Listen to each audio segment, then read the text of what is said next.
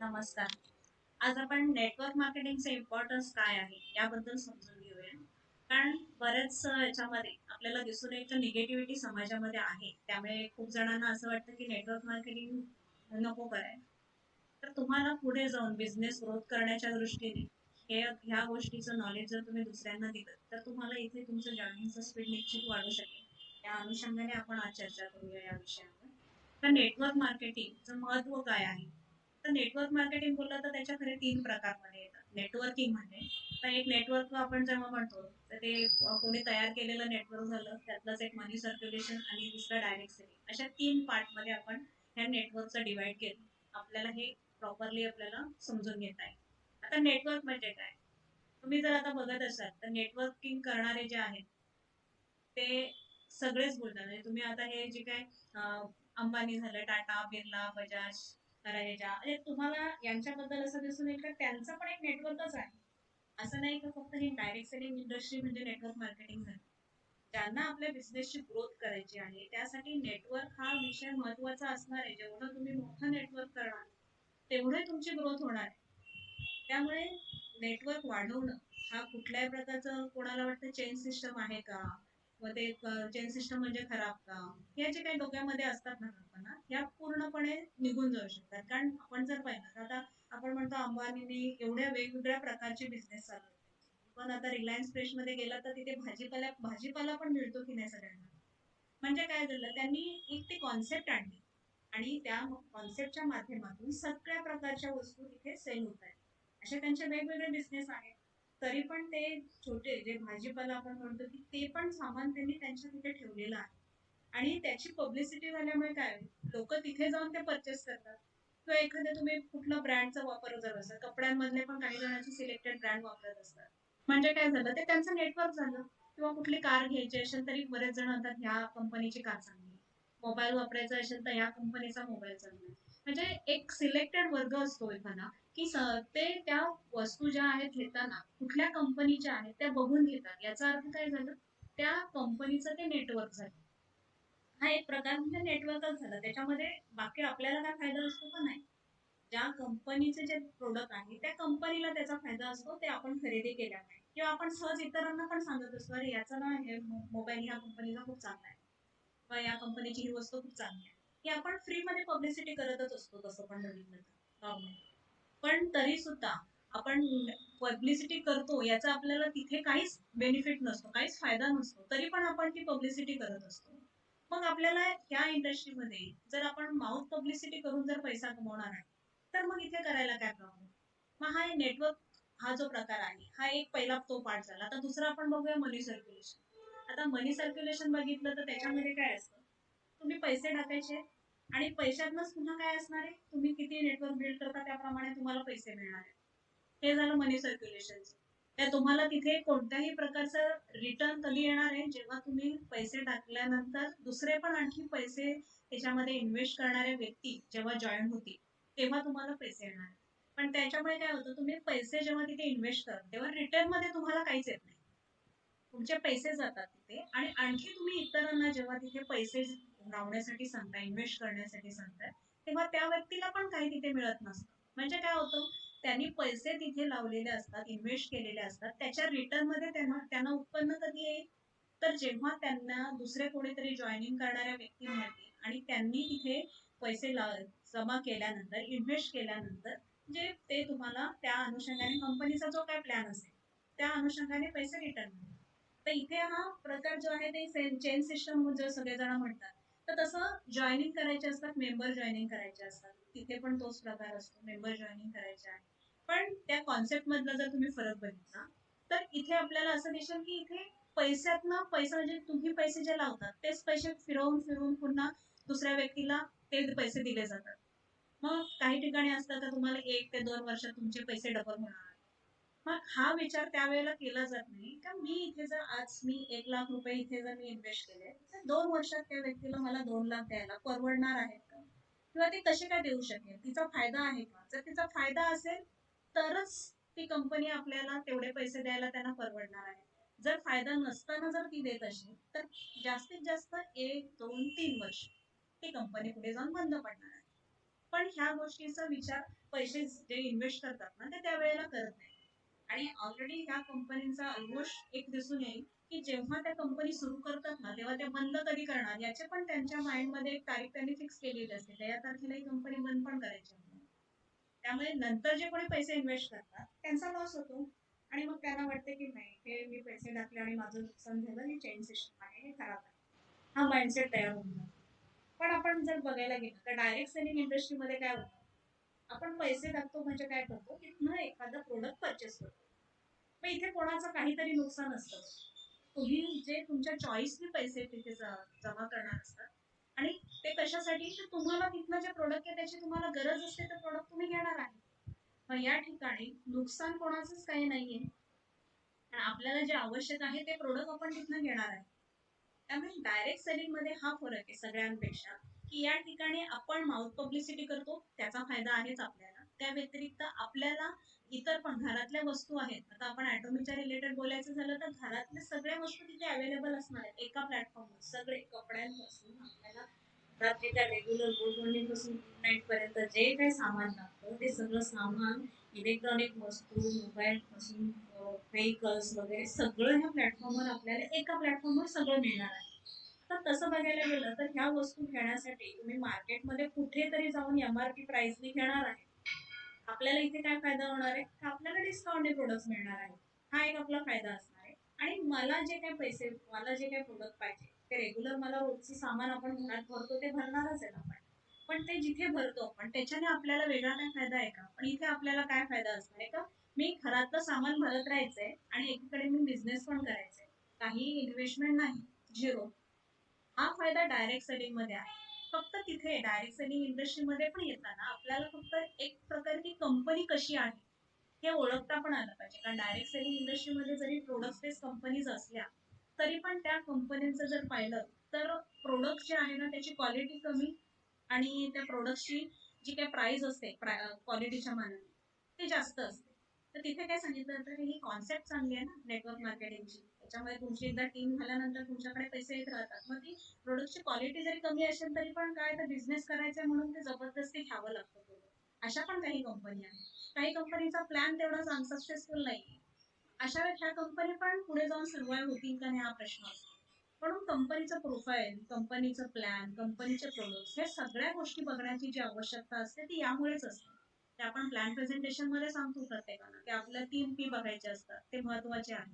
तर हे 3 P का महत्वाचे आहेत, तर यासाठी पण आहे. म्हणून कंपनीचं जॉईनिंग करताना त्याचा स्टडी करणं आवश्यक असतं आपल्याला, की ती कंपनी कशा प्रकारे चालली आहे. आता आपण ॲटोमीच्या रिलेटेड बोलायला झालं तर आपल्याला माहिती आहे कंपनीचा प्रोफाईल एवढा स्ट्रॉंग आहे का आपण सांगायला आपल्याला 1-2 तास पण कमी पडतील. आपण शॉर्ट मध्ये सांगायचं म्हटलं तरी आपल्याला वेळ पुरेल. अशा प्रकारे स्ट्रॉंग प्रोफाईल आहे आणि पुढे जाऊन ती कंपनी सर्वाइव्ह होणार आहे याची आपल्याला गॅरंटी आहे. तर जी केरी आहे 1959 ची स्थापना आहे, जे कोलमार आहे 1921 ची स्थापना आहे आणि त्यांची आतापर्यंत एवढा त्यांचा कस्टमर बेस ऑलरेडी ते डायरेक्ट सेलिंग मध्ये नसताना पासूनचा त्यांचा आहे का, तर प्रोडक्टची क्वालिटी त्यांची बेस्ट होती म्हणून. त्यामुळे प्रोडक्टच्या बाबतीत रिझल्ट त्यांचे ऑलरेडी आलेले आहेत. जेव्हा त्यांनी ॲटोमी डिस्ट्रीब्युशन करण्यासाठी म्हणून जे हब निर्माण केलं, ते करण्यापूर्वी त्यांच्या प्रोडक्ट्सना डिमांड होतीच. त्यांच्या मॅन्युफॅक्चरिंग जे कोलमारचं आहे ते हाय क्वालिटीचं असल्यामुळे नॅनो टेक्नॉलॉजी यूज करून असल्यामुळे ऑलरेडी त्यांचा कस्टमर बेस ज्या मोठ्या मोठ्या कंपन्या आहेत डायरेक्ट सेलिंग मधल्या टॉप 10 मध्ये मोडणाऱ्या कंपनीज आहेत त्या त्यांच्याकडनं मॅन्युफॅक्चरिंग करून घेतात आपल्याला माहिती आहे. म्हणजे काय आहे, इथे आपल्याला प्रोफाईल स्ट्रॉंग मिळालेलाच आहे, प्रोडक्ट क्वालिटी वाईज पण बेस्ट आहे आणि आपण पॅन पण बघितलेला आहे. तर ज्याच्यामध्ये त्यांनी पर्सेंटेज ठेवलेले आहे, असं कुठल्याच कंपनीचा कोणाचा प्लॅन नाहीये. तर ज्याच्यामध्ये त्यांनी एक आपलं शेअर होल्डर असल्यासारखं, कंपनीचा पार्टनर असल्यासारखं एक त्यांनी डिस्ट्रीब्युटरला एक इन्कम दिलेला आहे. त्यामुळे तिथला कंपनीचा प्लॅन त्यांचा पेटंटेड आहे, त्याचं पण पेटंट घेतलंय. म्हणजे हा प्लॅन दुसरीकडे कॉपी होऊ शकत नाही. पूर्ण जगामध्ये कुठे अशा प्रकारचा प्लॅन दिसणार नाही. म्हणजे आपण जर ह्या सगळ्या गोष्टी जेव्हा बघतोय कंपनीच्या बाबतीत तर आपल्याला दिसतं ॲटोमीच्या बाबतीत ह्या सगळ्या गोष्टी एकदम पॉझिटिव्ह आहेत, तर जे आपण ही कंपनीच्या बाबतीत जॉईनिंग करायला काही प्रॉब्लेम नाही असं. आणि मुख्य आणखी पार्ट हा होता की आपल्याकडे नेटवर्क मार्केटिंग साधारण 1980च्या आसपास सुरू झालेलं आहे आपल्या देशामध्ये. आणि तेव्हापासून लोक ह्या डायरेक्ट सेलिंग इंडस्ट्रीमध्ये किंवा नेटवर्क मार्केटिंग म्हटलं ते एमएलएम मध्ये म्हटलं तर मनी सर्क्युलेशन पण येतं, एमएलएम म्हटलं ते डायरेक्ट सेलिंग पण येतं, मनी सर्क्युलेशन पण येतं. अशा भरपूर कंपन्या मार्केटमध्ये तेव्हापासून येऊन गेल्या. आणि वेगवेगळ्या कंपन्यांना बरेच जण जॉईनिंग झाले. तिथे कोणती कंपनी बंद पडली, तर कोणी मनी रोटेशन मध्ये पैसे अडकवले, तिथे त्यांचा लॉस झाला. आणि ह्या सगळ्या गोष्टीमुळे लोकांच्या मनामध्ये एक निगेटिव्ह माइंडसेट तयार झाला, की हे चेन सिस्टम असतं ते खराब आहे. पण ते काय आहे ना, हे फक्त बऱ्याच जणांनी ना तर प्रॅक्टिकली केलेलं पण नसतं. त्यांना फक्त इन्फॉर्मेशन असते काही चेन सिस्टम मध्ये कोणाकोणाचा लॉस झालाय, पण नक्की काय झालंय, कशामुळे झालंय, याची कोणीही त्याच्याबद्दल चौकशी करत नाही किंवा नॉलेजच घेत नाही. ही इंडस्ट्री काय आहे याचं कोणीही नॉलेजच घेत नाही. त्यामुळे त्यांना असं वाटतं की डायरेक्ट सेलिंग किंवा हे एमएलएम असताना म्हणजे ते चुकीचंच आहे. आणि याचं कारण काय, आपल्या देशामध्ये या इंडस्ट्रीच्या रिलेटेड कोणताही कायदा, म्हणजे मी आता म्हटलं तुम्हाला की 1980च्या आसपास सुरुवात झालेली आहे या इंडस्ट्रीला आपल्या देशामध्ये, आणि त्याच्याबद्दलचा कायदाच नव्हता. डायरेक्ट सेलिंगच्या गाईडलाईन्स या फर्स्ट टाइम कधी आल्या, तर 2016. ते 2016 पर्यंत, 1980 पासून तुम्ही जर पिरियड बघितला, तर ह्या पिरियड मध्ये कोणता स्पेसिफिक कायदा नसल्यामुळे त्या कंपनीनी कशा प्रकारे काम करायचं, त्यांच्या काय काय त्यांनी रूल्स फॉलो करायला पाहिजे, तर त्यांनी नाही केले तर त्यांना तिथे बंधन घालण्यासाठी कायदाच नसल्यामुळे त्या कंपनी, कुठल्याही चुकीच्या मार्गाने काम करणाऱ्या कंपनी भरपूर आल्या. आणि ह्या कंपन्यांनी ऑलरेडी त्यांचे मार्केटमध्ये जे काय त्यांनी फक्त पैसा कमवायचा एवढा उद्देश डोळ्यासमोर ठेवला आणि काम करत राहिले. त्यामुळे चुकीच्या ज्या कंपन्या आहेत त्या पण भरपूर मार्केटमध्ये आल्यामुळे लोकांचा एक माइंडसेट होऊन गेला या इंडस्ट्री बद्दल, का ही इंडस्ट्री खराब आहे. नाहीतर आपण म्हणतो की अमेरिकेमध्ये जास्तीत जास्त लोक या इंडस्ट्रीमध्ये काम करतात. का तर तिथे ऑलरेडी सुरुवातच तिथे झालेली आहे अमेरिकेमध्ये डायरेक्ट सेलिंगची, नेटवर्क मार्केटिंगची. त्यामुळे तिथल्या लोकांना त्याच्याबद्दलचा अवेअरनेस आहे आणि तिथलं ते प्रोटेक्ट केलं गेलं त्या ठिकाणी, म्हणून तिथे जास्त झालं. पण आपल्याकडे काय झालं, प्रोटेक्शन करण्याच्या दृष्टीने कायदा नव्हता ना. त्यामुळे आपल्या इथे ज्या काही कंपनीज काम करत होत्या त्यांनी चुकीच्या मार्गाने चुकीचे गाईडलाईन्स त्यांचे जे काही त्यांचे फॉलो करत असतील, त्याच्यामुळे त्यांच्याबद्दलचं त्यांना रेस्ट्रिक्ट करणारं आपल्या गव्हर्नमेंटने कोणती प्रिकॉशन न घेतल्यामुळे आणि ह्या इंडस्ट्रीकडे दुर्लक्ष केलं गेल्यामुळे हा ऑलरेडी अशा प्रकारचा माइंडसेट तयार झालेला आहे. तर आपण सध्या बघूया की लोक या इंडस्ट्री बद्दल काय म्हणतात, ते पण आपण बघूया. म्हणजे तुम्हाला त्या लोकांना काय उत्तर द्यायचे, काय कशा प्रकारचा माइंडसेट असणारे लोक तुम्हाला भेटणार आहेत या इंडस्ट्रीमध्ये, त्याची पण एक आयडिया आहे. आता काही जणांना मी आता तुम्हाला म्हटलं ना, हे एक स्कॅम आहे असंच वाटतं, कारण ह्या काहीतरी कुठल्या तरी स्कीम मध्ये आणि पैसे अडकवलेले असतात आणि त्यांचा लॉस झालेला असतो. त्यामुळे एक त्यांचा माइंडसेट असं झालेलं आहे की हे सेल सिस्टम म्हणजे खराब आहे किंवा हे एक काहीतरी स्कॅमच आहे. किंवा काही जणांना असं याच्याबद्दल असंही वाटतं की हे एखादं आपण जे काही करतोय ना, ते साईड बाय साईड इन्कम कमवण्याचं एक साधन आहे काही, ज्याच्याने लोकांना आपलं जे काय करतोय ते करता करता एक साईड बाय साईड त्यांनी याच्याबद्दलचं इन्कम कमवण्याचं. किंवा काही जणांचा असं पटकन श्रीमंत होण्याची एखादी स्कीम आहे, असाही काही जणांचा विचार आहे. काही जणांचा एक स्पेअर टाइम बिझनेस आहे, ज्याच्यात वेळ असेल त्या वेळेला आपण ते बिझनेस कडे बघायला पाहिजे. किंवा काही जण असंही म्हणतात की हाऊस वाईफचा बिझनेस आहे, की त्यांना दुसरं काय करायला चान्स नसतो म्हणून त्या ह्या इंडस्ट्रीमध्ये काम करतात. किंवा काही हा लुझर्स लोक आहेत, ज्यांनी लाईफ मध्ये काहीच करता नाही आलं त्यांना, त्या लोकांचा हा बिझनेस आहे. ते लोक हे बिझनेस करतात तर त्यांना दुसरं काही करू शकत नाही आता लाईफ मध्ये, दुसरं काही करता येत नाही म्हणून ते इंडस्ट्रीमध्ये. पण एक स्पॉन्जी स्कीम आहे. या अशा प्रकारचे मत सगळ्यांचे दिसून येतात.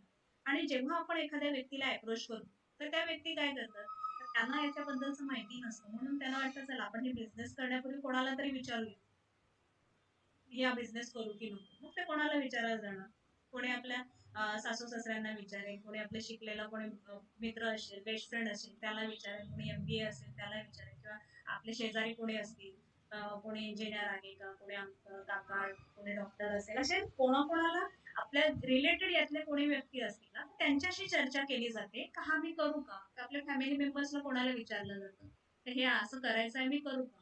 पण त्याबद्दलचं त्यांनी नॉलेज घेतलेलं आहे का, ही इंडस्ट्री काय आहे, ते एक्सपर्ट आहेत का त्याबद्दलचे, की त्यांना विचारल्यानंतर याच्याबद्दलचं काय आहे ते कळेल. नाहीच, कारण त्यांना जर ते एक्सपर्ट असते, ही इंडस्ट्रीचं नॉलेज ज्या व्यक्तीला आहे ना, ती इंडस्ट्री पासून ती लोक वेगळे राहू शकणार नाही. कारण ही इंडस्ट्री एवढी मोठी आणि फ्युचर एवढं ब्राईट आहे, याचा जर ज्या व्यक्तीने याचा स्टडी केला ना, ती व्यक्ती मला या इंडस्ट्रीमध्ये काम करायचं आहे असं स्वतःहून म्हणेल. त्यामुळे ह्या लोकांना आपण विचारू, किंवा ती व्यक्ती जी आहे ज्याला आपण अप्रोच करतो ती कोणाला तरी विचारून जर डिसिजन घेणार असेल, तर आपण आताच समजू शकतो का ती नाही म्हणणार.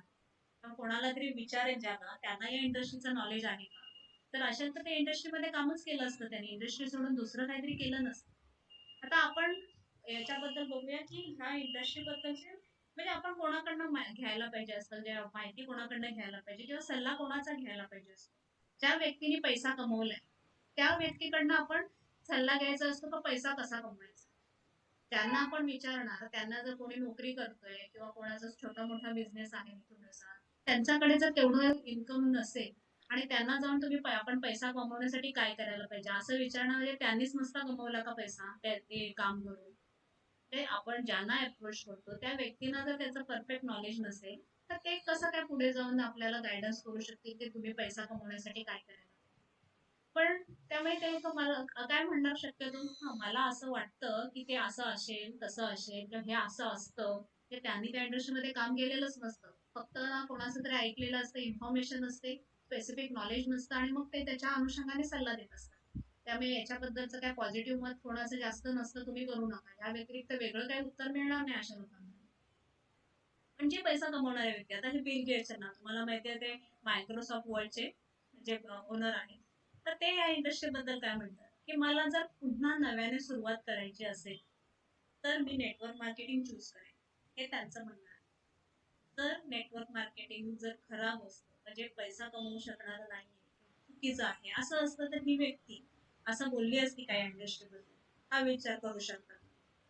आणि दुसरं, ह्या याच्यामध्ये आणखी एक दुसरा प्रश्न हा येतो की हे आता तुम्हाला वॉरन बफेट जर माहिती असेल तर ज्यांचं शेअर मार्केटमध्ये भरपूर नाव आहे, म्हणजे त्यांनी जर एखादं स्टेटमेंट केलं तर शेअर मार्केट त्याचं कंपनीचे शेअर कमी जास्त भाव होऊ शकतो. शेअर मार्केट एखाद्या त्यांनी स्टेटमेंट केली ही कंपनी एवढी चांगली तर त्याचे शेअर वर जातील, तर भाव वर जातील, तर काही ज्याच्याबद्दल त्यांनी केलं का याचं काय पुढे जाऊन होणार नाही तर त्याचे भाव डायरेक्ट खाली येतील. एवढा फरक त्यांच्या एका स्टेटमेंटने पडतो. आणि ते ह्या इंडस्ट्री बद्दल काय म्हणतात, तर सगळ्यात बेस्ट इन्व्हेस्टमेंट कोणती असेल तर हे त्यांचं या इंडस्ट्री बद्दलचं मत आहे. आता जर आपण दुसरं बघायचं झालं,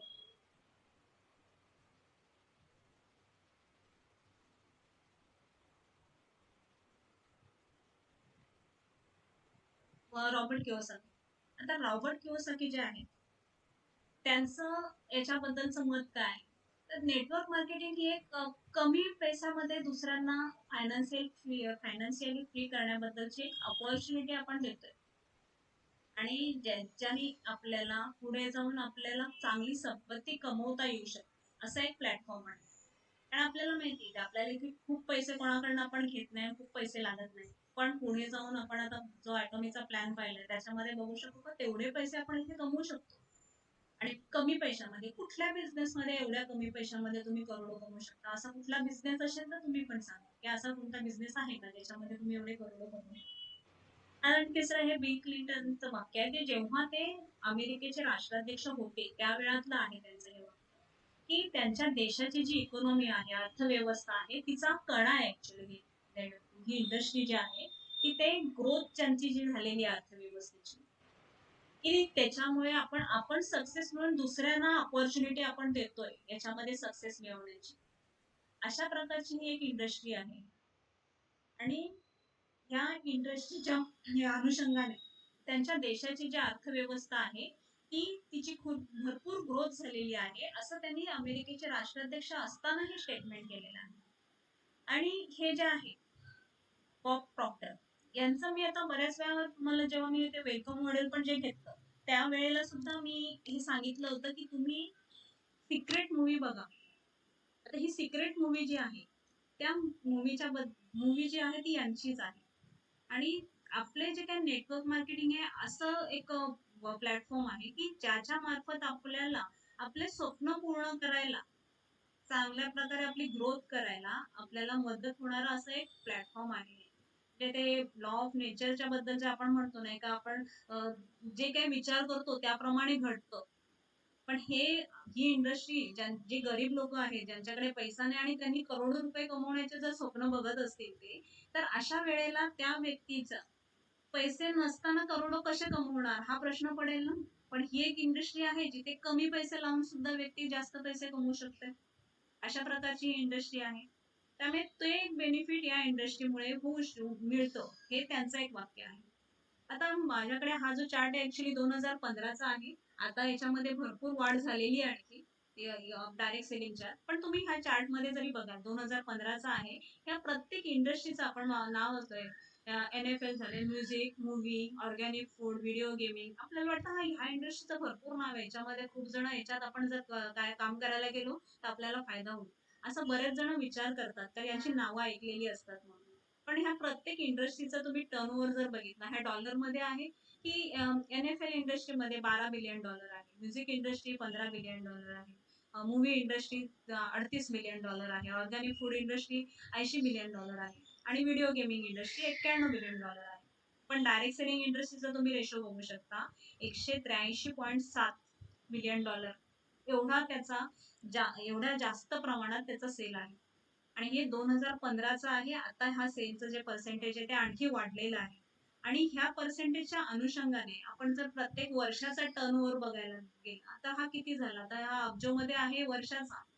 पण प्रत्येक दिवसाचा किती आहे? तर तो डॉलरमध्ये बघितला तर 50 करोड डॉलरमध्ये जाते टर्नओव्हर पर डेचा. आणि प्रत्येक तासाचं जर आपण कॅल्क्युलेशन केलं तर ते $2 करोड पुढे जाते. आणि प्रत्येक सेकंदाचा टर्नओव्हर जर पाहिला तर आता हा 2.5 लाखाच्या आसपास गेलेला असतो. म्हणजे एक एक सेकंदाला या इंडस्ट्रीमध्ये किती महत्व आहे तुम्ही ह्या चार्ट वरून बघू शकता की एकेका याच्यामध्ये आपण जर सेकंद फुकट घालवत असू ना डायरेक्ट सेलिंग मध्ये आपलं नेटवर्क दुसरीकडे जाऊ शकतं. त्याचे तुम्ही ह्या चार्ट वरून एक अंदाज घेऊ शकता का आपल्याला या इंडस्ट्रीमध्ये प्रत्येक सेकंदाला किती महत्व आहे. आणि आता ज्या टॉप 10 कंपनीज आहेत डायरेक्ट सेलिंग तर त्याच्यामध्ये कोणत्या कोणत्या देशाचं किती किती पर्सेंटेज आहे हे बघूया. डायरेक्ट सेलिंग मध्ये लोक किती आहेत कोणत्या देशात. तर युनायटेड स्टेट्स मध्ये बघितलं तर 20% आहे. China 19%, Japan 8%, Korea 9%, Brazil 5, Germany 8, Mexico 4, France 2, Malaysia 2, United kingdom 2. आता हा चार्ट पण ऍक्च्युली आधीचा आहे. पण ही जी पर्सेंटेज आहे हे जर बघितली तर टॉप 10 कंपनीज मध्ये आपला भारत नाहीये. एवढं आपण बघू शकतो या चार्ट मध्ये की 10 जे देश आहेत त्या 10 देशांमध्ये भारताचा समावेश झालेला नाहीये कारण एवढे कमी लोक आपल्या देशातले या इंडस्ट्रीमध्ये काम करतात. याच्यावरून तुम्ही हा पण एक अंदाज करू शकता की या बिझनेसमध्ये डायरेक्ट सेलिंगच्या बिझनेसमध्ये आपल्याला भारतातील लोकांना किती स्कोप आहे. त्यांना बाहेरच्या देशात जाऊन बिझनेस करण्याची पण आवश्यकता पडणार नाही. एवढा कस्टमर बेस ते स्वतःच्या देशामध्ये निर्माण करू शकतात आणि आपल्या देशाला पुढे नेऊ शकतात. जे काही गरिबी आहे ती देशातली म्हणजे ह्या इंडस्ट्रीमुळे आपण हे पण ज्याला खरंच काहीतरी देशासाठी करायचं आहे असं वाटत असेल ना त्यांना सुद्धा ह्या बिझनेस मध्ये आल्यामुळे ते एक अपॉर्च्युनिटी मिळेल की तुम्ही पैसा कमवल्यानंतर तुम्ही कोणाला मदत करण्याचा विचार करू शकता. तर तो पण एक. आणि दुसरं म्हणजे कोणाची काय गरीब परिस्थिती आहे त्यांना पुढे जाऊन त्यांचं इन्कम कसं काय होऊ शकेल अशी पण काही जणांची परिस्थिती असू शकते. त्यांना जर ही आपण अपॉर्च्युनिटी दिली आणि त्यांना पैसा कमवण्याच्या बद्दल आपण जर मदत केली तर त्या व्यक्तीची ग्रोथ होऊ शकते. म्हणजे तुम्ही तुमच्या खिशातले काही पैसे दिले पाहिजे असं नाही पण त्यांना या इंडस्ट्री बद्दलचं नॉलेज तुम्ही जेव्हा देतात आणि माहिती देतात त्यावेळेला त्या व्यक्तीला ही अपॉर्च्युनिटी आपल्याकडनं मिळते म्हणून त्या व्यक्तीला पुढे त्यांची जाऊन ग्रोथ करायला मदत होते. आणि आपण इथे काय आपण एक डोक्यामध्ये ठेवून असतो की मला माझे जे काय माझ्या टीम मधले त्यांना मदत करायचीच आहे हा माइंडसेट असतो सगळ्यांचा. म्हणजे मनातून ज्याला खरंच दुसऱ्याला हेल्प करण्याची जी काही माइंडसेट असेल ना ती व्यक्ती या इंडस्ट्रीमध्ये खूप पुढे जाऊ शकते. हे नक्की नक्की. आता याच्यामध्ये तुम्हाला एक जगामध्ये कोणत्या कोणत्या एरियामध्ये किती पर्सेंटेज एवढं फक्त ह्या चार्ट वरून दिसू शकतं. आणि दुसरा हा जो चार्ट आहे याच्यामध्ये जर तुम्ही बघाल तर 22 नंबरला इंडियाचं नाव आहे बघा. तुम्ही जर तुम्ही हा व्यवस्थित झूम करून बघू शकता मोबाईल मध्ये की 22 नंबरला इंडियाचं नाव आहे आणि तिथे 1.174 हा आकडा नमूद आहे. म्हणजे काय झालंय पूर्ण 2% पण आपण नाहीच आहेत. मग अशी मी म्हटलं हा आता रेशो 22 वरचा वर आलेला आहे. ऍक्च्युली आताच्या पोझिशनला 22 नाही एवढं माहितीये मला. पण एक्झॅक्ट आताचा किती आकडा आहे त्याची आयडिया नाहीये मला. पण तुम्ही हा जो 2015चा आपण जर बघितला तर याच्यामध्ये तेव्हा आपण 22 नंबरला होतो. आणि आता अजून तरी पण 2 पोचलेलं नाहीये तेवढं नक्की. पण आता जे काही गव्हर्नमेंटने याच्यामध्ये प्रिकॉशन घेऊन ज्या मी मगाशी म्हटलं गाईडलाईन्स वगैरे आता आलेल्या आहेत डायरेक्ट सेलिंग इंडस्ट्रीच्या रिलेटेड. आणि गव्हर्नमेंट पण सध्या त्याच्यामध्ये इंटरेस्ट घेते. काही गव्हर्नमेंटच्या आणि त्यांचे स्कूल सुद्धा किंवा एज्युकेशन मध्ये सुद्धा हे सब्जेक्ट घ्यायला सुरुवात केली. त्याबद्दल पुढे मी एक्सप्लेन करणारच आहे. त्यामुळे आता हे पर्सेंटेज आपल्या इंडियामध्ये पण भारतामध्ये वाढत चाललेलं आहे. आता आपण डिस्ट्रीब्युशन करणारे जे बाकी बिझनेस आहेत त्याच्याशी आपण यांचा कम्पेअर करूया. तर आपली जी इंडस्ट्री आहे डायरेक्ट सेलिंग इंडस्ट्रीमध्ये आपण जे काम करतोय, तर त्या इंडस्ट्रीच्या बाबतीत आणि बाकीचे जे काही डिस्ट्रीब्युशन करणारे मॉडेल्स आहेत त्याच्यामध्ये आपण कम्पॅरिझन करूया, की त्याच्यामध्ये त्याच्याशी फरक जर आपण बघायला गेलो तर काय आहे आणि आपल्या याच्यामध्ये काय फायदा आहे. आता आपण ट्रॅडिशनल बिझनेस जे बघतो का ज्यांचे स्वतःचे दुकान आहेत त्यांना काय मॅन्युफॅक्चरिंग त्यांना अवेलेबल करायला लागतं. होलसेलर, डिस्ट्रीब्युटर, रिटेलर, कस्टमर्स या सगळ्यांच्या बाबतीत त्यांना त्यांचं हे करण्यासाठी निर्माण करावं लागतं. हे त्यांना कंपल्सरी करावं लागतं. आणि त्यात पुन्हा एक पैशांचा प्रॉब्लेम येणं. त्याच्यासाठी आता एखाद्याचा जो शॉप आहे म्हणाला, तर तो कोणत्या एरियामध्ये त्यांचं ते दुकान आहे किंवा हे फ्रँचायझी जे घेतात, त्याच्यामध्ये पण आपल्याला तर ते कोणत्या एरियात तुम्ही घेतात. एखाद्या खेडेगावात असेल तर तुम्हाला तिथे खर्च कमी येईल, पण तुम्हाला उत्पन्न पण कमी राहील.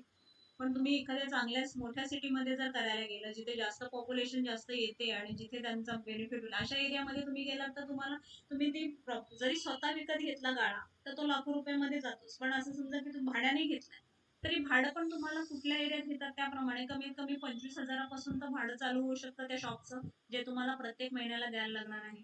त्या ठिकाणी तुमचा जो काही कस्टमर बेस असेल, तो तुमच्याकडे येण्यासाठी किंवा तिथे तुम्हाला स्टाफ लागेल नाही सामान डिस्ट्रीब्यूट करण्यासाठी, त्यांची सॅलरी देणं, लाईट बिल, ह्या सगळ्या गोष्टी जर आपण कॅल्क्युलेट करायला गेल्या ना, तर प्रत्येक महिन्याला त्यांना एक खर्च असतो ठराविक. त्यांना उत्पन्न त्यातनं किती मिळेल याचं काही एक फिक्स इन्कमचा काही अंदाज नसतो का. जे त्यांना पैसे द्यावे लागतात तेवढं तरी त्यांचं उत्पन्न होईल का, तिथून मिळेल का त्यांना. आणि मार्केटमध्ये त्यांचं एखादं कुठलं आता हे फ्रँचायझी बोललं तर त्यांची साधारण डिपॉझिटच तुमचं कमीत कमी 20-25 लाखापासून सुरुवात होतं. त्यामुळे जर तुम्ही फ्रँचायझी बिझनेसचं पाहिलं तर त्यांचं तिथलं इंटेरियर डिझाइन कसं करायचं ना, ते पण ते तुम्ही ज्यांची फ्रँचायझी घेतात ना तेच तुम्हाला सांगणार. तर त्याचं इंटिरियर कसं असणार, तिथे काय काय असणार, तुम्ही सेल करण्यासाठी काय ठेवणार. म्हणजे इनडायरेक्टली त्यांचं तुम्ही नोकर असल्यासारखं एक होऊन जातं तिथे, की सगळे प्रॉपर्टी तिथे पैसे तुम्ही लावायचे. त्यांना तुम्ही त्यांची फ्रँचायझी घेता तर त्यांना कमीत कमी एखादी फिगर तुम्ही महिन्याची द्यायची ती द्यायचीच आहे. त्या व्यतिरिक्त तुम्हाला जर असं वाटलं, की मी आता जर माझं मी स्टारबक्समध्ये मी घेतले स्टारबक्सची फ्रँचायझी घेतली किंवा ही तर तुम्ही मॅकडोनाल्डची घेतली, तर मी माझे समोसे तिथे विकायला ठेवेल, वडापाव ठेवेल. हे तुम्हाला परमिशन असते का? तर नाही. तुम्हाला त्यांचे जे प्रोडक्ट्स आहेत ना, तेच प्रोडक्ट्स तिथे कंपल्सरी सेल करण्यासाठी ठेवावे लागतात आणि एवढं हाय कॅपिटल तुम्हाला तिथे जी ते भांडवल आहे, तेच जर तुम्ही कॅल्क्युलेट करायला गेलं ना त्याचं, तर ते तुम्हाला कसंही लाखोमध्ये तुम्हाला 40-50 लाख रुपये तर असे सहज जातील तिथे. आणि एवढं मोठं कॅपिटल तुम्हाला तिथे लागणार आहे, की तुम्हाला ते पैसे रिकव्हर करायला पण तेवढा वेळ जातो. प्रॉफिट तर पुढे नंतर मिळेल. पण हे नुसतं पैसे रिकव्हर करण्याचं जे झालंय का, जो माझा खर्च झालाय ते करण्यासाठी, तोच मला रिकव्हर करायला किती वेळ लागतो. तर तो पण आपला हा भरपूर वेळ जातो त्याच्यामध्ये. आणि जर ई-कॉमर्स प्लॅटफॉर्मवर तुम्ही तुम्ही एखादा बिझनेस चालू केला, तर तिथे खरं मार्केटमध्ये तुम्हाला तो मेन चॅलेंज तर ते असणार आहे तिथे, की तुमची तुम्ही ज्या प्लॅटफॉर्मवर तुम्ही सेल करताय, त्याबद्दलची तुमची पब्लिसिटी करणं ना आणि लोकांच्या मनामध्ये त्याचा ट्रस्ट निर्माण करणं, हे एक सध्याच्या पोझिशनला तर खूप मोठं चॅलेंज आहे. कारण आपण आता बघतोय, की आपण कुठल्या-कुठल्या याच्यावरून आपण प्रॉडक्ट जर मागवले ना, तर ते प्रॉडक्ट्स चांगल्या क्वालिटीचे येतील याची गॅरंटी पण नसते. म्हणजे दाखवताना वेगळे दाखवतात आणि आपल्याला पार्सल वेगळंच येतं. हे खूप वेळा घडतं. आणि त्यामुळे कोणी पण ज्याला माहिती असेल ना, की हे वेबसाईट आहे ना यांचं चांगलं आहे का, ह्यांच्याकडचे प्रॉडक्ट्स चांगले आहे. असे स्पेसिफिक ज्याचं नॉलेज आहे ना, शक्यतो लोकं त्याच्यावरूनच मागवण्याचा प्रयत्न करतात, की आपल्याला दुसरा नको मागवायला, ह्यांचं हे फ्रॉड पण असतात काही जणांचे, त्यामुळे नको करायला. म्हणजे तुम्हाला तिथे जाऊन स्टेबल व्हायला जे चॅलेंज आहे ना, ते सगळ्यात मोठं चॅलेंज असणार. पण नेटवर्क मार्केटिंगमध्ये कसं आहे, तुम्हाला पूर्ण जगामध्ये बिझनेस करण्याची एक अपॉर्च्युनिटी मिळते. आणि इथे तुम्हाला कॅपिटल किती लागतं? निग्लिजिबल नसल्यासारखंच आहे. म्हणजे तुम्ही घरामध्ये सामान घेतलं खरेदी करणारच आहेत, दर महिन्याला लागतं ते. हे तुम्ही इथनं येणार आहेत. म्हणजे तसं बघायला गेलं तर तुम्हाला काहीच कॅपिटल नसल्यासारखं आहे. आणि चॅलेंज तर काहीच नाहीये तुम्हाला. तर आपल्याला आपण जी पब्लिसिटी इतर पण कशा-कशाची करत असतोच. ॲक्चुअली आपल्याला काय आवडलं तर आपण आणि ते कोणाला आपण ज्याला ओळखतो त्याला सांगतो. तो पुन्हा तो ज्याला ओळखतो तो त्याला सांगत असतो. असं वेगवेगळे आपण आपण ज्यांना-ज्यांना सांगतो, ते व्यक्ती आणखी तिसऱ्यांना सांगतात, ते आणखी चौथ्याला सांगणार. असं तुमचं जे आहे ती टीम वाढत जाणारी असते. त्यामुळे याच्यामध्ये याचं पण टेन्शन नाहीये की तुम्हाला काय चॅलेंज कशाचा अफोर्ड करा. फक्त आपल्याला लोकांपर्यंत पोहोचून त्यांना प्रॉपरली आणि योग्य जी खरी माहिती आहे ती जर सांगितली तुम्ही. प्रोडक्ट्स तर आपले चांगले आहेतच ॲटोमीचं, आपल्याला ते पण टेन्शन नाहीये की प्रोडक्ट्स तुम्हाला सांगायला बाबा माझा प्रोडक्टचा खप झाला पाहिजे म्हणून मला तिथे जाऊन त्याच्याशी प्रोडक्टची स्तुती करायची, असा पण प्रकार नाही. आपले प्रोडक्ट्स तर एवढे बेस्ट क्वालिटीचे आहेत की त्यामुळे ते व्यक्ती एकदा वापरल्यावर ती तुम्हाला शोधत येईल, मला हे प्रोडक्ट पाहिजे द्या म्हणून. अशा प्रकारचे प्रोडक्ट्स आहेत आपले. त्यामुळे आपल्याला इथे तसं बघायला गेलं तर कोणत्याच प्रकारची जास्त चॅलेंज पण येणार नाही. फक्त तुम्ही कोणाकडे कसा अप्रोच करायचा ही गोष्ट फक्त शिकण्यासारखी आहे की कोणाला चुकीच्या मार्गाने अप्रोच न करता प्रॉपरली व्यवस्थित करायचं आहे. आणि लोकांचा जो माइंडसेट मगाशी मी सांगितला त्या पद्धतीचा माइंडसेट आहे, तर त्यांना त्याबद्दल तुम्हाला समजवता आलं पाहिजे. हे एक चॅलेंज फक्त आपल्यासाठी असणार आहे. बाकी आपल्याला काहीही कोणतं ओझं व्हावं लागणार नाहीये. आणि ह्या बाकी इंडस्ट्रीमध्ये आणि नेटवर्क मार्केटिंगमध्ये जर तुम्ही बघायला गेला तर हे कॅपिटलचं मी मगाशी म्हटलं की तुम्हाला ऍटलिस्ट बिझनेस सुरू करण्यासाठी फ्रँचायझीमध्ये किती कॅपिटल लागेल, तर मी म्हटलं आता सांगितलं ऍटलिस्ट 40-50 लाख कमीत कमी तुमचा खर्च जाईल स्टार्ट करण्यासाठी. म्हणून नेटवर्क मार्केटिंग मध्ये काय लो कॉम्पिट आपल्या इथे जर तुम्ही 1500 पासून 2-2,500 खरेदी केली तर तुमचा इथे बिझनेस स्टार्ट होतो एवढं कमी याच्यात. आणि दुसरं वर्किंग कॅपिटल फ्रँचायझीमध्ये ते पण हाय असणार आहे, कारण तुम्हाला दर महिन्याचं भाडं आहे ते जे ज्यांची फ्रँचायझी घेतले त्यांना तुम्हाला एखादी ठराविक रक्कम द्यावी लागते. तुमचा तिथे स्टाफ असेल त्यांची सॅलरी झाली, लाईट बिल झालं, तर तिथलं काय टॅक्स असेल ते झाले, असे हे तुमचं एक वर्किंग कॅपिटल झालं. तर जे तुम्ही एकदा स्टार्ट करण्यासाठी वापरता ते वेगळं, आणि हे दर महिन्याला कंपल्सरी हा खर्च आहे तो वेगळा. तसं आपल्याला इथे आहे का? जर आपण ॲटोमीशी जर कम्पेअर केलं तर आपल्याला तुम्ही पहिल्यांदा जर 1500-2,500 पर्यंत खरेदी केली तर त्याच्यानंतर तुम्ही दर वर्षातनं कुठलं तरी एकच प्रोडक्ट परचेस करायचे. आपल्याला रेग्युलर पण नाही की महिन्याला तुम्ही कंपल्सरी करायचे, असं पण आपल्या प्लॅन मध्ये काही नाही ॲटोमीच्या. तर तुम्हाला कोणतं तरी एखादं प्रोडक्ट फक्त वर्षातनं आपला आयडी ऍक्टिव्हेट ठेवण्यासाठी घ्यायचे. म्हणजे तुम्ही वर्षभर एकदा तुम्ही 1500-2,500 जी खरेदी केली तर तुम्हाला जे कमीत कमी 1,700 रुपयाचं जे इन्कम आहे ते तुमची टीम वाढल्याप्रमाणे तुम्हाला मिळत जाणार आहे. वर्षभर तुम्हाला काहीच टेन्शन नाही. म्हणजे तुमचं वर्किंग कॅपिटल काय आलं का इथे. आणि त्यात एकदा 24 लाख आपले जर पीव्ही झाले तर पुढे आपल्याला पीव्ही वाढवण्याची अट पण प्लॅन मध्ये नाहीये. म्हणजे हे वर्किंग कॅपिटल नसल्यासारखंच आहे. तुमचे एकदा 24 लाख पीव्ही झाल्यावर काय फक्त आपल्याला आयडी ऍक्टिव्हेट ठेवण्यासाठी वर्षांना कोणतं तरी एखादं प्रोडक्ट परचेस करायचं आहे. ते पण किती किमतीचं करायचं अशी कोणती अट ठेवलेली नाहीये. त्यामुळे ते पण इथे टेन्शन नाहीये. आणि रिस्कचा प्रश्न आपण रजिस्ट्रेशन फ्री मध्ये करतोय, कोणाकडनं एकही पैसा घेत नाही.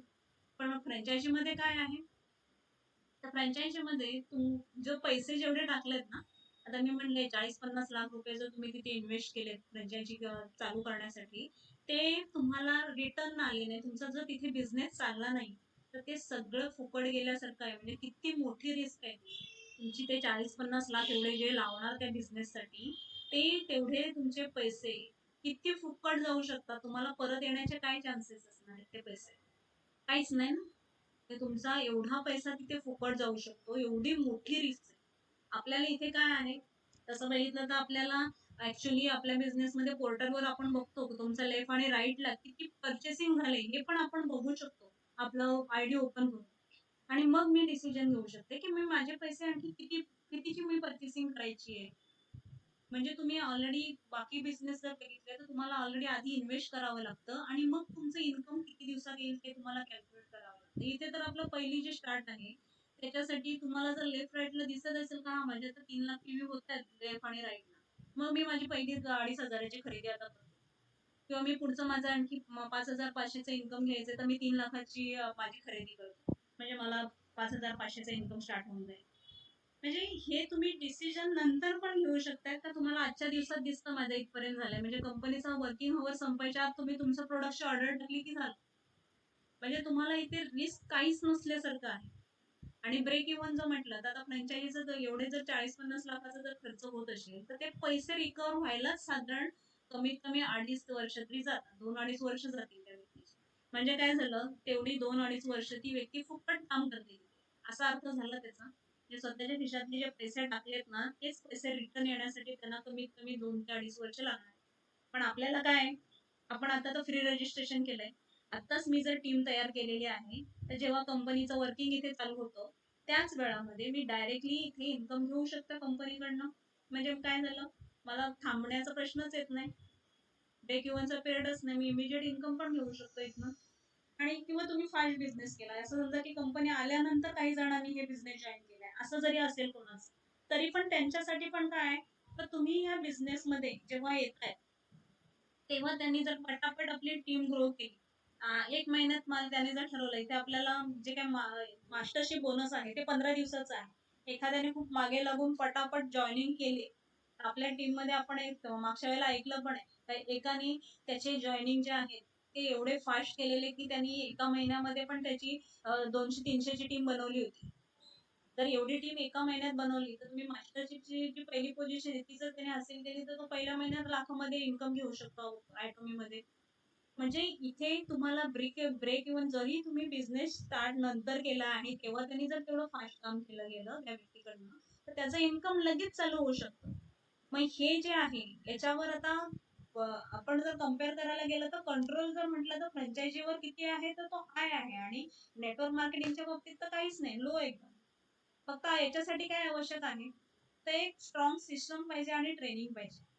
आता हे आपण जे आता जे काही रेग्युलर 3 वाजताचं ट्रेनिंग घेतोय ते आपण कशासाठी घेतोय, तर हे आपल्याला सगळ्यांना गायडन्स करून त्यांनी कशा प्रकारे त्यांनी बिझनेस ग्रोथ करायची हे सांगण्यासाठी आपण रोजचं टायमिंग ठेवलंय आपलं, की आपण त्या वेळामध्ये रोजच्या मीटिंग्स घेऊन आणि आपल्या जे आहेत नवीन जॉईनिंग त्यांना आपण ट्रेनिंग देतोय, कसं बिझनेस करायचं याचं मार्गदर्शन करतोय.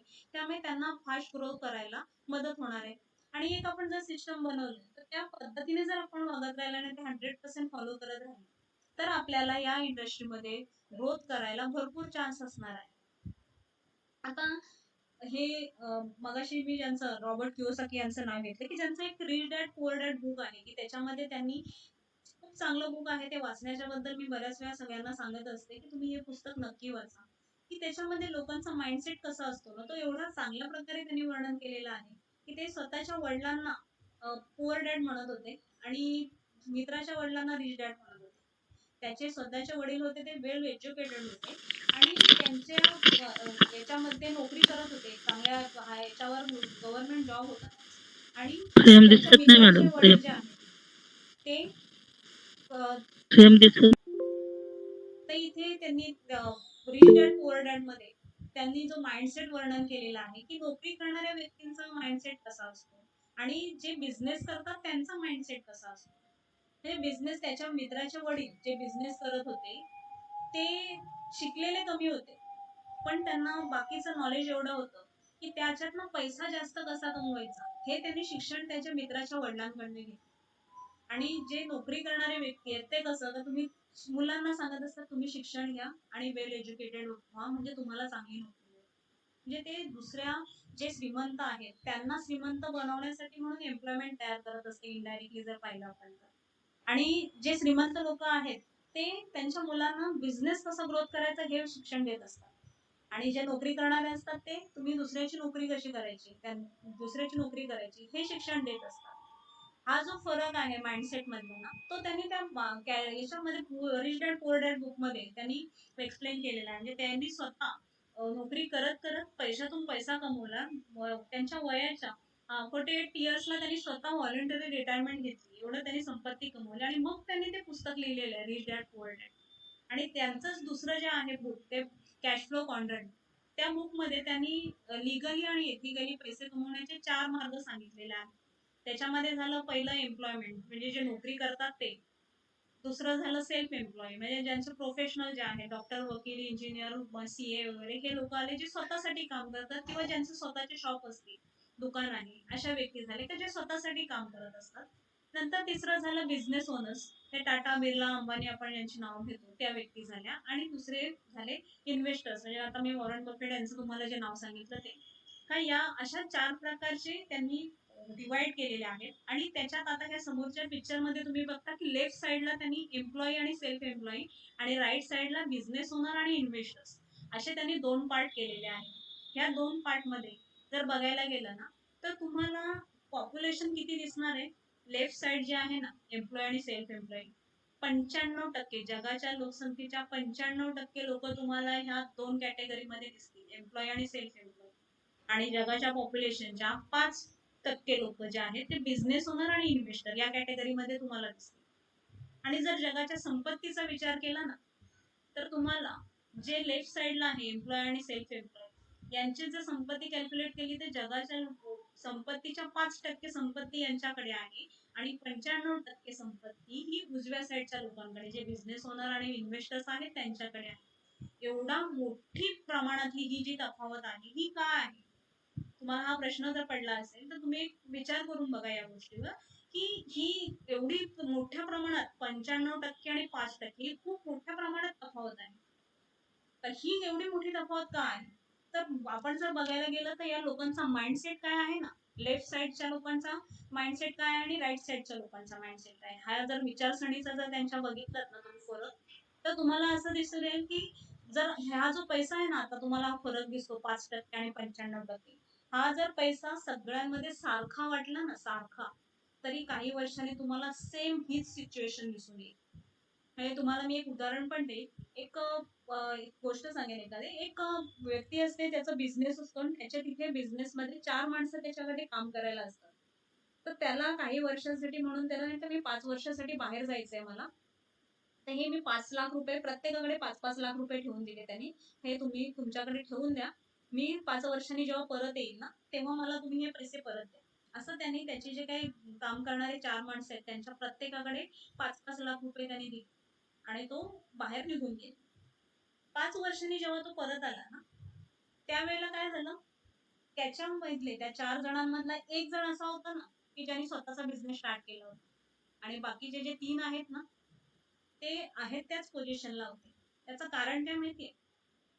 त्या बाकीच्यांनी काय विचार केला, का माझा मालक आता 5 वर्षांनी जेव्हा परत येईल, त्याला जर मला हे 5 लाख रुपये जर परत देता आले नाही, तर मग मला आता त्या मालकाला मी पैसे कसे काय परत देणार, मी जर दुसरीकडे खर्च केले तर. मग ते सांभाळून ठेवले पाहिजे. कोणी तिजोरीत ठेवले, कोणी जमिनीत पुरून ठेवले. काय त्यांनी ती तसेच्या तसे पैसे जसे दिले ते तसेच्या तसे सांभाळून ठेवले. त्याला काहीच केलं नाही. मालकाने काय सांगितलं तर मी 5 वर्षांनी परत येईल तेव्हा मला पैसे द्या. त्याने असं नाही सांगितलं ना, ही मी दिले ही ना हीच कॅश मला परत पाहिजे. असं नव्हतं सांगितलं. त्यांनी काय सांगितलं, हे मी 5 लाख रुपये देतो. हे 5 लाख तुम्ही मला परत द्यायचे आहे. म्हणजे काय झालं? पण जो तिसरा व्यक्ती होता ना, चौथा, त्यांनी काय केलं? त्यांनी त्या 5 लाखातनं त्याचा स्वतःचा एक बिझनेस चालू केला. आणि त्या बिझनेसमध्ये त्याला एवढी ग्रोथ मिळाली, की त्यांनी हे 5 लाख रुपये त्या बिझनेस करून त्याचे मालकाचे परत देण्यासाठी वेगळे काढले आणि त्या बाकीच्या ह्याच्यामध्ये त्याचा बिझनेस पुढे चालू राहिला. आणि त्यातनं त्यांनी आणखी जास्त उत्पन्न कमवलं. आता ही संधी चौघांना पण सारखी दिली गेली होती ना. पण तिघांनी काय विचार केला? नाही झालं तर? म्हणजे निगेटिव्ह विचार केला ना त्यांनी. तर मी हे पैसे दुसऱ्या कुठे टाकले आणि तिथे माझा लॉस झाला आणि मला हे मालकाला परत नाही द्यायला मिळाले, तर तो मालक मला नोकरीवरून पण काढेल. त्यापेक्षा नको. मी आहे ते पैसे माझे असे सांभाळून ठेवतो. म्हणजे मालक आल्यावर त्याला परत देता येईल, म्हणजे माझी नोकरी जाणार. पण त्या चौथ्या व्यक्तीने काय विचार केला? मला आता एवढी चांगली संधी मिळाली, 5 लाख रुपये मला 5 वर्ष वापरायला मिळणार. त्यांनी स्वतःवर विश्वास ठेवला, की मी हे पैसे जिथे इन्व्हेस्ट करेन, ज्या ठिकाणी मी हे पैसे वापरेन, ते पैसे मला पुढे जाऊन वाढवता येणार आहेत. मी ते पैसे वाढवू शकतो. हा विचार त्यांनी केला ना, आणि म्हणून त्यांनी इन्व्हेस्टमेंट केली, त्याचा बिझनेस स्टार्ट केला त्या पैशांनी आणि त्यामुळे त्याला पुढे जाऊन ग्रोथ मिळाली, की त्याला दुसऱ्याची नोकरी करण्याची पण गरज राहिली नाही, आवश्यकता पडली नाही. एवढ्या प्रकारे त्यांनी ग्रोथ केली. पण मोस्ट ऑफ काय असतो, माइंडसेट असतो लोकांचा, हा का मला हे करायला जमेल का नाही. त्यापेक्षा ते एक ना, हे लेफ्ट साईडचे जे डाव्या साईडचे जे लोक आहेत, ते कसं त्यांचं एम्प्लॉई जर म्हटलं किंवा सेल्फ एम्प्लॉई, ते तुम्ही किती वेळ द्याल ना त्यावर तुमचं उत्पन्न अवलंबून असतं. म्हणजे काय, तुम्ही जॉबला जाताय तर जॉबला जाताना तुमचं वर्किंग अवर्स असतात. तर तुम्ही एवढा वेळ हाफ डे केलाय का फुल डे काम केलंय, किंवा काही जणांचं एक्स्ट्रा काम करण्याचं पण असतं. म्हणजे तुम्ही किती काम करता त्यावर तुमचं इन्कम अवलंबून असतं. म्हणजे तुम्ही वेळ द्यायचा आहे आणि वेळ तुम्ही देताय त्या बदल्यात तुम्हाला पगार मिळत असतो. किंवा सेल्फ एम्प्लॉय आहेत, तरी मी माय प्रोफेशन, मी जरी आता वकील आहे तर मी काम करेन किती वेळ त्याच्यावर माझं उत्पन्न अवलंबून असणारे डॉक्टर आहेत, त्यांचं पण उत्पन्न तसं आहे, तर ते किती वेळ तिथे याच्यामध्ये डिस्पेन्सरीमध्ये बसतायत, किती वेळ त्यांच्या हॉस्पिटलमध्ये बसतायत, त्यावर त्यांचं उत्पन्न. म्हणजे तुम्ही जेवढं वेळ देणार तेवढंच तुमचं उत्पन्न असणार आहे, त्यातनं तुम्ही पैसा कमवणार आहे. हे डाव्या साईडच्या लोकांचं असतं. आणि उजव्या साईडच्या लोकांचं काय असतं, ते हे या सगळ्यांचं बिझनेस ओनर जे आहेत ते यांचं सगळ्यांचा टाइम विकत घेतात आणि त्यातनं पैसा कमवतात. म्हणजे त्यांचा टाइम जे आहे ते मल्टिप्लाय करतात. ह्या सगळ्यांचा टाइम ते विकत घेतात आणि त्यांना सॅलरी देतात आणि त्यातनं ते त्यांचं बिझनेस ग्रोथ करत असतात आणि इन्व्हेस्टर आहेत ते पैशातून पैसा कमवतात, पैसे इन्व्हेस्ट करतात आणि त्यातून पैसे कमवतात. आता ह्या लोकांची मी मगाशी म्हटलं की हा जो तफावत आहे, संपत्तीमधली तफावत आहे, एवढ्या मोठ्या प्रमाणात काय आहे तर त्यांची विचारसरणी. मग ती विचारसरणी काय असते? तुम्ही जर डाव्या साईडच्या लोकांची विचारसरणी पाहिली ना, तर त्यांना ना एक सिक्युअर्ड लाईफ पाहिजे असते, की मला एखादं हे आता सॅलरी मिळते ना, एक फिक्स इन्कम मिळतं मी जॉबला गेल्यानंतर, म्हणजे मला महिन्याचं टेन्शन नाही, मला एवढे पैसे तर फिक्स येतील. किंवा जे सेल्फ एम्प्लॉय त्यांना चला मी महिन्याला मी जे काही काम करतो त्याचं मला लगेच तिथे पैसे येतात. मला तेवढं मी हे काम केल्यानंतर मला एवढे पैसे मिळणार आहे. एक त्यांचा एक माइंडसेट बनलेला असतो, की मी काम केलं की मला याचे असे लगेच पैसे मिळतात. त्यामुळे त्यांचा एक सिक्युरिटीकडे जास्त फोकस असतो. पण उजव्या साईडचे लोक काय विचार करतात? त्यांना टाइम फ्रीडम, मनी फ्रीडम पाहिजे असतं. ते ह्या गोष्टी विचारत नाही घेत, की मी आता किती वेळ होतात. हे वेळ देणं म्हणजे ते तिथे अडकून राहतात ना ते. त्यांना कोणाला जर ह्या लोकांना सांगितलं आपल्याला कधी फिरायला जायचं तर ते वेळ काढू शकत नाही. काय तर त्यांना फ्रीडमच राहत नाही ना. दुसऱ्याकडे नोकरी करतात म्हटलं म्हणजे त्यांचं फ्रीडम राहत नाही किंवा स्वतःसाठी जरी सेल्फ एम्प्लॉय काम करत असले ना, तरी इनडायरेक्टली त्यांना पैसे कमवण्यासाठी तिथे त्यांना बांधून राहावं लागतं. ते कामाला स्टक होऊन राहावं लागतं. तेव्हाच त्यांना उत्पन्न मिळतं. पण हे उजव्या साईडच्या लोकांचा माइंडसेट तशा प्रकारचा असतो, की त्यांना फ्रीडम पाहिजे असतं. मनी फ्रीडम पण पाहिजे असतं, टाईम फ्रीडम पाहिजे असतं. ही त्यांची मानसिकता असते. नंतर आपण दुसरा जर विचार केला तर हे आता मगाशी म्हटलं, की हे डाव्या साईडचे लोक आहेत त्यांना एक सिक्युर्ड इन्कमच्या सोबत कसं एक फिक्स मनी हे मला गेलं की मी पैसा मला एवढे मिळणार. एक त्यांची फिगर ठरलेली असते, की मी पैसे एवढे कमवणार. मी हे काम केल्यानंतर मला एवढा पगार मिळणार आहे मंथली. तर मी हे काम केल्यानंतर मला एवढे-एवढे पैसे मिळणार. म्हणजे त्यांचा पैसा कमवण्याकडेच फोकस असतो. पण उजव्या साईडच्या लोकांचा संपत्ती कमवण्याकडे फोकस असतो. असे थोडेसे पैसे कसे येतात हा विचार नाही करत. मला मोठ्या प्रमाणात मोठा पैसा कसा येईल, जास्त पैसा कसा येईल, हा त्यांचा माइंडसेट असतो. त्यामुळे असे छोटे-छोटे पैशांच्या बाबतीत ते विचार नाही करत. तर छोटे हे एवढ्या हजारामध्ये, लाखांमध्ये असं काय आहे का? असा विचार नसतो त्यांचा. नंतर दुसरं झालं, की हे डाव्या साईडचे लोक आहेत ना, त्यांना काही पण काम केलं ना, त्यांना लगेच त्याचं रिटर्न पाहिजे असतो. म्हणजे आता आपण बघतो, की कोरोनामुळे जर काही जणांना घरी राहावं लागतंय ना, तर काही कंपन्यांनी पेमेंट पण त्यांच्या वेळेवर होत नाही.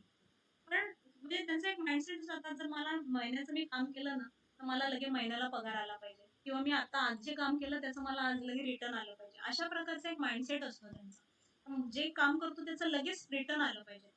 पण उजव्या साईडचे लोकं आहेत ना, ते कसं आहे, त्यांना एखाद्या वर्षातनं पैसे मिळवायला उशीर होणार असेल ना त्यांना, तरी पण काही हरकत नाही. पण त्यांना हे माहिती असतं पुढे जाऊन त्याच्यातनं त्यांना जास्त पैसे मिळणार. म्हणून त्यांना लगेच जरी पैसा नाही मिळाला ना, तरी ते त्याबद्दलचा तेवढा फोकस नाही करत. हे तुम्हाला जर आता याचंच उदाहरण म्हटलं तर आपण जिओचं उदाहरण आहे सगळ्यांच्या समोर. का त्यांनी सुरुवातीला 3 महिने सिम कार्ड फ्रीमध्ये दिलं होतं ना. 3 महिने सगळ्यांनी ज्यांनी सिम कार्ड घेतला त्यांना 3 महिने त्यांनी फ्रीमध्ये नेट वापरायला, कॉलिंग करायला फ्रीमध्ये मिळालं होतं. मग खूप लोकांनी सिम कार्ड घेतला त्यांच्याकडनं. मग 3 महिने जर त्यांना काहीच उत्पन्न नव्हतं, पण त्या वेळात त्यांना तुम्ही इंटरनेट यूज करत होता, कॉलिंग करत होता. त्यामुळे तिथे जो स्टाफ आहे, त्या स्टाफला सॅलरी तर त्यांना द्यायला लागलेली आहे ना. तिथे त्यांना खर्च आलेलाच आहे. फक्त सॅलरीचाच असा नाहीये. बाकी नेटवर्कसाठी पण त्यांना जे काही टॉवर उभे करावे लागतात, हा सगळाच खर्च झाला. हा खर्च त्यांचा झाला ना 3 महिन्यामध्ये. पण त्यांना 3 महिने काहीच उत्पन्न आलं नाही. हे त्यांना माहिती होतं ना, पण 3 महिने काहीच उत्पन्न आलं. पण त्यांचं फ्रीमध्ये सिम कार्ड दिल्यामुळे माउथ पब्लिसिटी एवढी फास्ट झाली, की जेव्हा त्यांना 3 महिन्याच्या नंतर जेव्हा त्यांनी चार्जेस सुरू केले होते ना, त्यावेळेला त्यांचा कस्टमर बेस किती होता?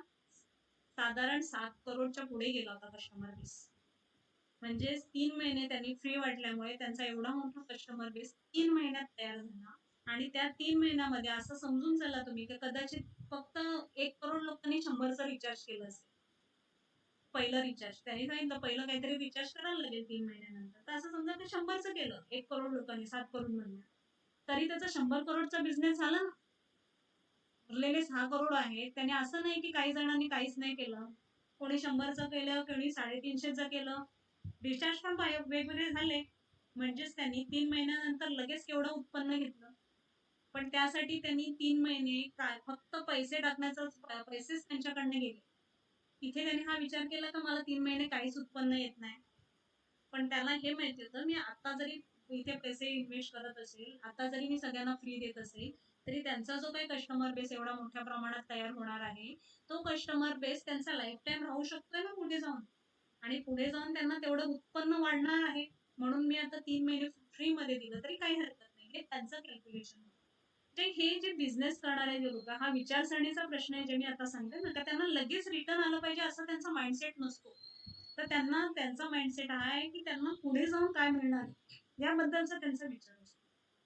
नंतर हे डाव्या साईडचे लोक असतात, एक ट्रेडर्स, म्हणजे तुम्ही त्यांचं पूर्ण एनर्जी ते तिथे लावणार, त्यांचं स्किल, त्यांचा टाइम, हे सगळं तिथे लावणार आणि मग त्यातनं पैसे कमवणार. हे डाव्या साईडच्या लोकांचं असतं. पण उजव्या साईडचे लोक काय करतात, त्या डाव्या साईडच्या लोकांचा टाइम, डाव्या साईडच्या लोकांचं स्किल, डाव्या साईडच्या लोकांचं एनर्जी, हे सगळं ते विकत घेतात आणि त्यातून ते पैसे कमवतात. पैसे पण नाही, संपत्ती कमवतात. पण त्यांचं ह्यांना लोकांना, ह्या सगळ्यांना कामाला त्यांच्याकडे ठेवतात, त्यांच्याकडनं ते विकत घेतात, त्यांना सॅलरी देतात आणि ते संपत्ती कमवतात. आणि दुसरं म्हणजे ही डाव्या साईडच्या लोकांचं एक राहतं, तर हे कसं करायचं, आपण जेव्हा त्यांना बिझनेस प्लॅन पण सांगतो ना, तरी ते तिथे अडकून जातात. पण मग करायचं काय पण मी, हे आपण सांगतो ना बिझनेस प्लॅन, तरी खूप जणांकडनं तुम्हाला असं असं उत्तर ऐकायला मिळेल, तर प्रश्न ऐकायला मिळेल, अरे हा हे कळलं मला, ते काय आहे ते तू सांगितलं ते, पण मी करायचं काय ऍक्च्युली, हा प्रश्न असा विचारतात. कारण ते तिथेच अडकलेले असतात, का करायचं, कसं करायचं, हे काय करायचंय आणि कसं करायचं, हे दोन प्रश्न पडलेले असतात त्यांना, काय करायचं ना कसं करायचं. पण उजव्या साईडच्या लोकांचं कसं असतं, त्यांचा व्हाय क्लिअर असतो. ते मी वेलकम मध्ये सांगते ना, तुमचा व्हाय क्लिअर करा, ड्रीम्स लिहायला जे सांगते ना, ते याच्यासाठीच सांगते. तर ह्यांचा व्हाय क्लिअर असतो की मी जे आता करतोय ते मी का करतोय, त्याचं उत्तर त्यांना माहिती असतं, की मला पुढे जाऊन काय फायदा होणार आहे. मी आता करतो ते का करतोय, की ज्याच्यामुळे मला पुढे त्या गोष्टीचं, जे मी करतोय त्याचा एवढ्या मोठ्या प्रमाणात फायदा होणार आहे, की मला आता त्याचा फायदा नाही झाला तरी चालेल.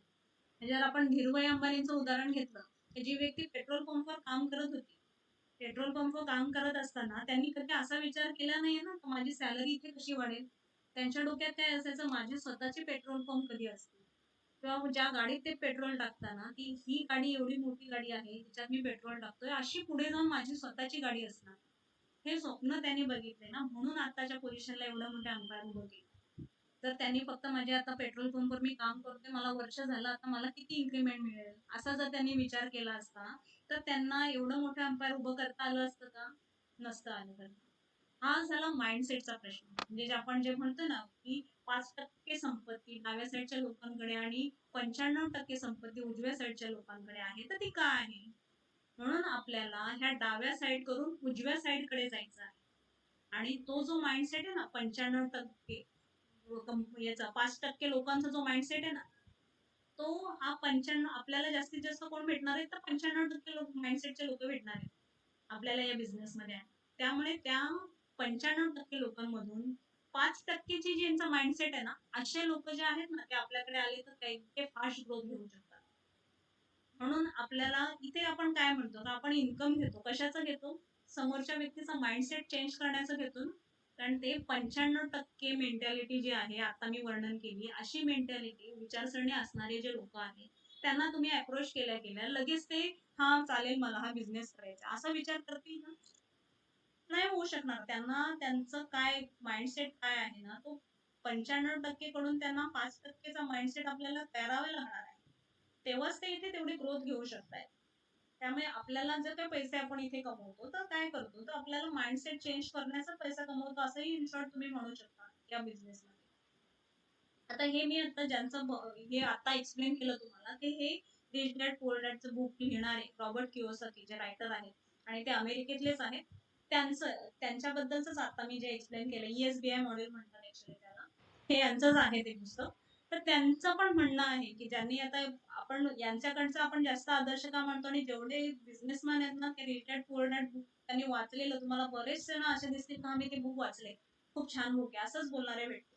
एवढ्या जणांनी ते बुक वाचलेलं आहे, त्या व्यक्तीने त्याच्यामध्ये एवढ्या चांगल्या प्रकारे लिहिलेलं आहे ना, तर ते बुक तुम्ही खरंच, मी खूप वेळा एडिफाय करते त्या बुकला, तर ते खूप वाचण्यासारखं आहे. तुम्हाला प्रॅक्टिकल लाईफ मध्ये खरंच असं घडतं, हे तुम्ही ते बुक वाचताना जाणवेल तुम्हाला, एवढं चांगल्या प्रकारचं बुक आहे. आणि त्यांनी हेच त्या बुक मध्ये याच्यामध्ये म्हटलेलं, रॉबर्ट कियोसाकींचं एक वाक्य आहे याच्याबद्दल, तर जे श्रीमंत लोक असतात ना, ते नेटवर्क बिल्ड करण्याकडे फोकस करतात, आणि बाकीचे लोक आहे ना, ते कामाच्या शोधात असतात.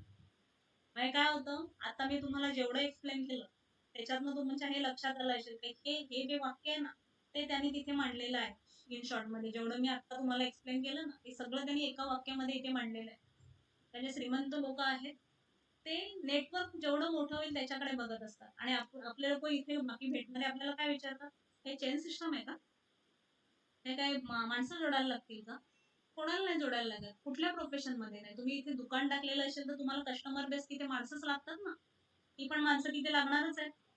कुठल्या बिझनेस मध्ये कोणत्या प्रोफेशन मध्ये पण नाही लागत. वकील डॉक्टर यांच्याकडे पण त्यांच्याकडे कोणतरी क्लायंट येतात ना, त्यांचे पेशंट येतात ना. म्हणजे काय होतं त्यांचं पण पब्लिसिटी होईल, हा हे डॉक्टर खूप चांगले आहेत, तेव्हा दुसरे लोक त्यांच्याकडे येतील. याचा अर्थ काय होतो, त्यांची पण माउथ पब्लिसिटी करून त्यांचा पण नेटवर्क असतो ना. काही बरेच जण असतात, मी ह्या डॉक्टरांची ट्रीटमेंट घेतो, त्यांचा मला चांगला गुण आहे, तुम्ही त्यांच्याचकडे असं बोलणारे पण असतात ना. याचा अर्थ काय झाला, ते पण इनडायरेक्टली त्यांचं नेटवर्कच झालं ना. पण ही कॉन्सेप्ट कशी आहे ना, ती विचारात घेतली जात नाही, त्याला वेगळ्या प्रकारे बघितलं जातं आणि म्हणून चुकीचा अर्थ लावल्यामुळे हा चेन सिस्टम म्हणजे काय, हा विचार केला जातो. चेन सिस्टम माहिती आहे? अच्छा, चेन सिस्टम म्हणजे खराबच असणार. जसं मी मगाशी सांगितलं, ते ज्या काही चुकीच्या गोष्टी घडल्या त्यामुळे हा माइंडसेट बनलेला आहे. कारण त्यांना याच्याबद्दलचं फक्त इन्फॉर्मेशन असते. नॉलेज कोणीही घेत नाही. तेवढे कष्ट घेण्याचा प्रयत्न कोणीही करत नाही. आणि हा बिझनेस म्हणजे काय? तर आपण पूर्णपणे सिस्टमवर अवलंबून असणारा बिझनेस आहे. म्हणजे डुप्लिकेशन कशाचं करायचं बिझनेस. आता आपण काय करतो इथे, प्लॅन प्रेझेंटेशन कसं द्यायचं हे शिकायचं आहे. प्लॅन प्रेझेंटेशन दिल्यावर आपली जी टीम आहे त्यांना बिझनेस कसा करायचा आहे त्याच्यामध्ये आपण आता हे वेलकम मॉडेल झालं, नेटवर्क मार्केटिंगचे मॉडेल झाले, पुढे जाऊन प्रॉस्पेक्टिंग कशी करायची, एडिफिकेशन कसं करायचं, क्लोजिंग कशी करायची, इन्व्हिटेशन कसं द्यायचं, ह्या सगळ्या गोष्टीचं काय आपण त्यांना डुप्लिकेशन करायचं आहे. आणि हे डुप्लिकेशन करताना ह्या ज्या बिझनेस प्रॅक्टिसेस आहेत करतानाच्या कसं करायचंय, काय करायचंय, ह्या डुप्लिकेट करायच्या. ते बिझनेसचं पण डुप्लिकेशन आणि बिझनेसच्या ज्या प्रॅक्टिस आहेत करण्याच्या त्याचं डुप्लिकेशन. जे या बिझनेसमध्ये सक्सेसफुल झालेले आहेत त्यांनी ही सक्सेस कसं मिळवलं हे आपण त्यांच्याकडनं शिकायचं आणि तेच आपण आपल्या म्हणजे वर जे आहेत आपले अप्लायन्स आहेत ज्यांनी सक्सेस मिळवलंय त्यांच्याकडनं आपण शिकायचं आणि ते जसंच्या तसं आपल्या डाऊनलाईनला पास ऑन करायचं, त्यांना ते शिकवायचं आहे. हे काम आपल्याला इथे करायचं. म्हणजे चांगल्या प्रॅक्टिसेस शिकायच्या. असं पण असणार आहेत की जे चुकीचं वागतायत, आपल्या लक्षात आलं की हे चुकीचं आहे तर ते आपण नाही घ्यायचंय. पण जे चांगल्या गोष्टी आहेत त्या गोष्टी तर कंपल्सरी डुप्लिकेट करायच्या. आपल्या टीम मध्ये जे आपण शिकतो ते असं जे असं आपल्या टीम मध्ये शिकवायचं. आणि त्या गोष्टी आपण कोणाकडनं काय घेतोय, तर ही चांगली गोष्ट आहे ना, ही यांनी हे केलं सक्सेस मिळवलंय हे केल्यामुळे, मग मी पण ते करायला पाहिजे. त्यांच्याकडनं आपण ते शिकून स्वतः पण शिकायचं आणि आपल्या टीमला शिकवायचं. ही बिझनेसचं डुप्लिकेशन जे आहे आणि हे असं डुप्लिकेट करत करत तुमचा नेटवर्क जो आहे तो बिल्ड करायचा आहे तुम्हाला. आता आपण बघूया की गव्हर्नमेंट या इंडस्ट्री बद्दलचं पॉझिटिव्हिटी काय. मी आता म्हटलं तुम्हाला 2016ला गव्हर्नमेंटच्या ज्या गाईडलाईन्स आलेल्या आहेत त्या गाईडलाईन्समुळे काय झालेलं आहे की आता बऱ्याच प्रमाणामध्ये ज्या चुकीच्या कंपन्या आहेत त्या बंद झाल्या त्या गोष्टीमुळे, किंवा मनी सर्क्युलेशन पण बॅन झालेलं आहे. आता जर त्याच्यामध्ये असं कोणी करत असेल, त्याची कंप्लेंट दाखल झाली तर त्यांच्या विरुद्ध कारवाई होऊ शकते. त्यामुळे याच्याबद्दलचा जो गव्हर्नमेंटने स्वतः याच्यामध्ये आता हात घातलेला आहे की डायरेक्ट सेलिंग इंडस्ट्रीमध्ये फ्युचर चांगलं आहे याचा अभ्यास झाल्यामुळे गव्हर्नमेंटने आता गाईडलाईन्स पण सुरू केलेल्या आहेत. तर गव्हर्नमेंटला असं या इंडस्ट्री बद्दल प्रेम का आहे, कशामुळे, त्याच्यामुळे गव्हर्नमेंटचा फायदा काय. आता आपण मागे मी सांगितलेलंच होतं तुम्हाला, तर गव्हर्नमेंटला टॅक्सचा जो फायदा आहे तो आहे याच्यामधनं.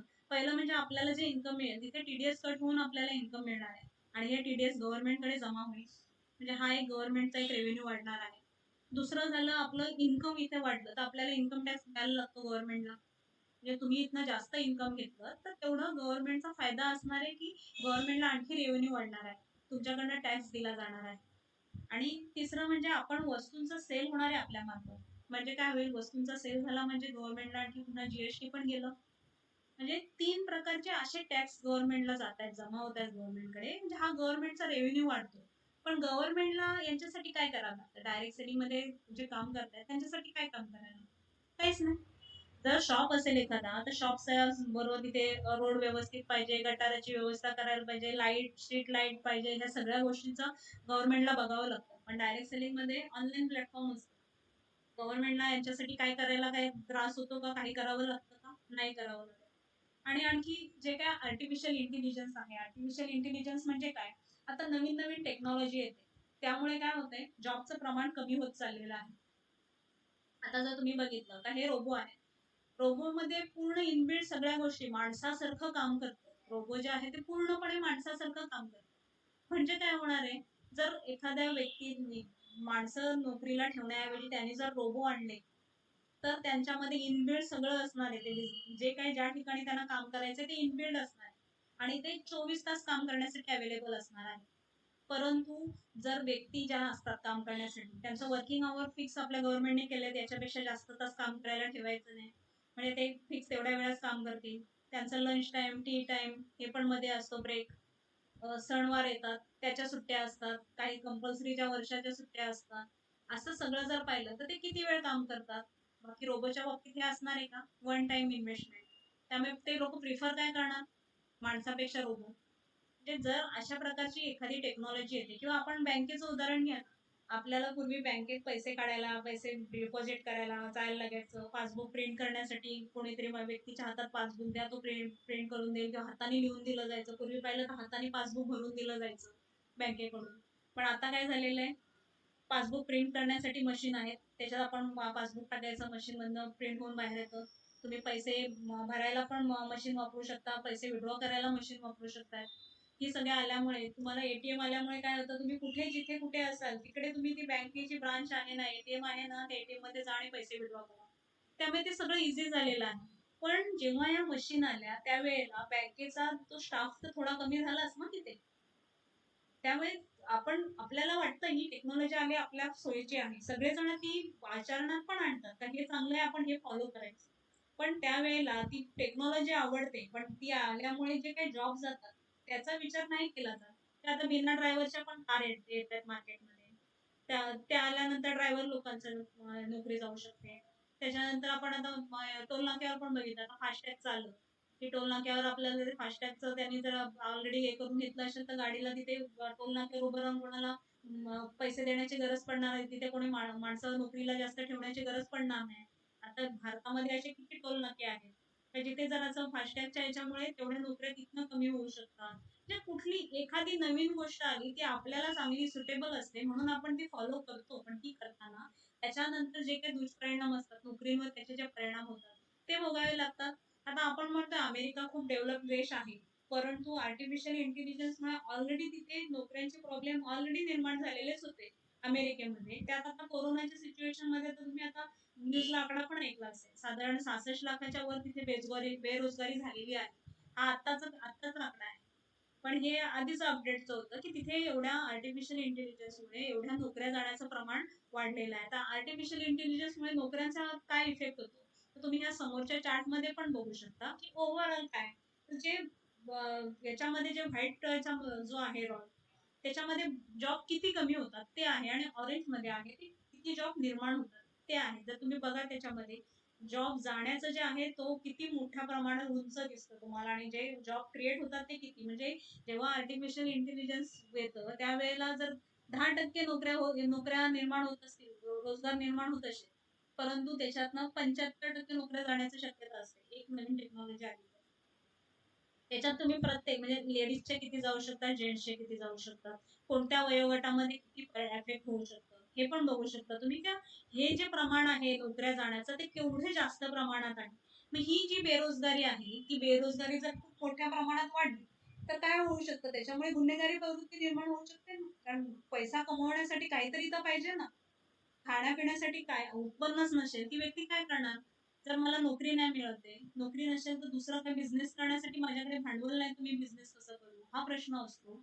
पण जर हे एक असं प्लॅटफॉर्म आहे की ज्याच्या मार्फत ही बेरोजगारीवर पण एक उपाय निघालेला आहे हा, की नोकऱ्या क्रिएट करणं पॉसिबल नाही, पण ही डायरेक्ट सेलिंग इंडस्ट्रीमुळे खूप लोकांना पैसे कमवण्याचं, आणि ते पण कमी इन्व्हेस्टमेंट मध्ये काही पैसे जास्त न लावता त्यांना बिझनेस करण्याची अपॉर्च्युनिटी ह्या डायरेक्ट सेलिंग इंडस्ट्रीमुळे मिळते. त्यामुळे जे काही बेरोजगारीचं संकट देशाला फेस करावं लागतं त्या संकटावर सुद्धा हे एक उपाय आहे देशासाठी.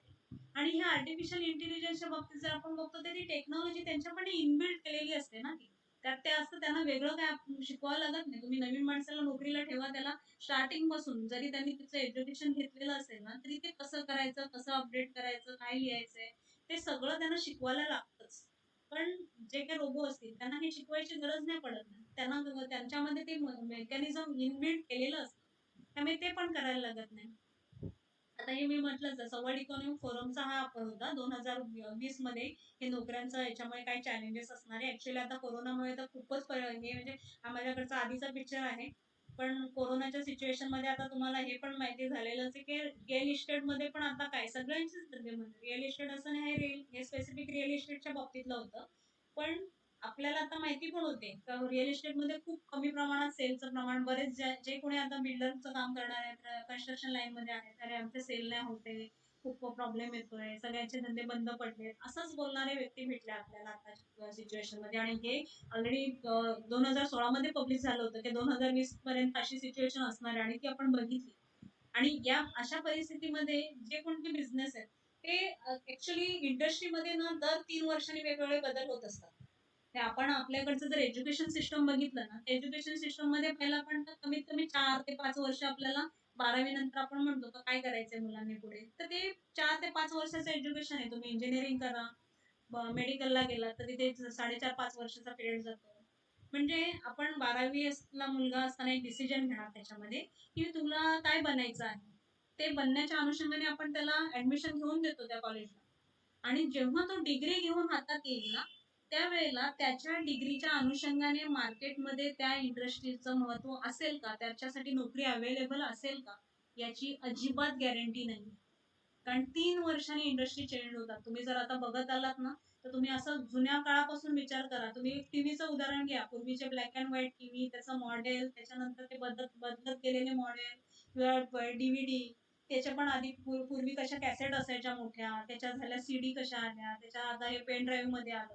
आपल्याला त्या सगळे चेंजेस आपल्याला आवडतात. आपण नंतर आलेले चेंजेस आपण फॉलो करतो. पण हे आधीच्या याच्यामध्ये आणि आताच्या याच्यामध्ये जे बदल झाले ते किती फास्ट झाले. हे जर तुम्ही पाहिलं ना तर आपण विचार करू शकतो की आपण जेव्हा मुलाच्या बाबतीत हा विचार करतो की त्यांना आपल्याला कुठल्या इंडस्ट्रीमध्ये आता सध्या मार्केट चांगलं आहे आपण ते एज्युकेशन मुलांना देऊया. पण मुलं शिकल्यानंतर त्या एज्युकेशनच्या अनुषंगाने त्यांच्यासाठी नोकऱ्या असणार आहेत का.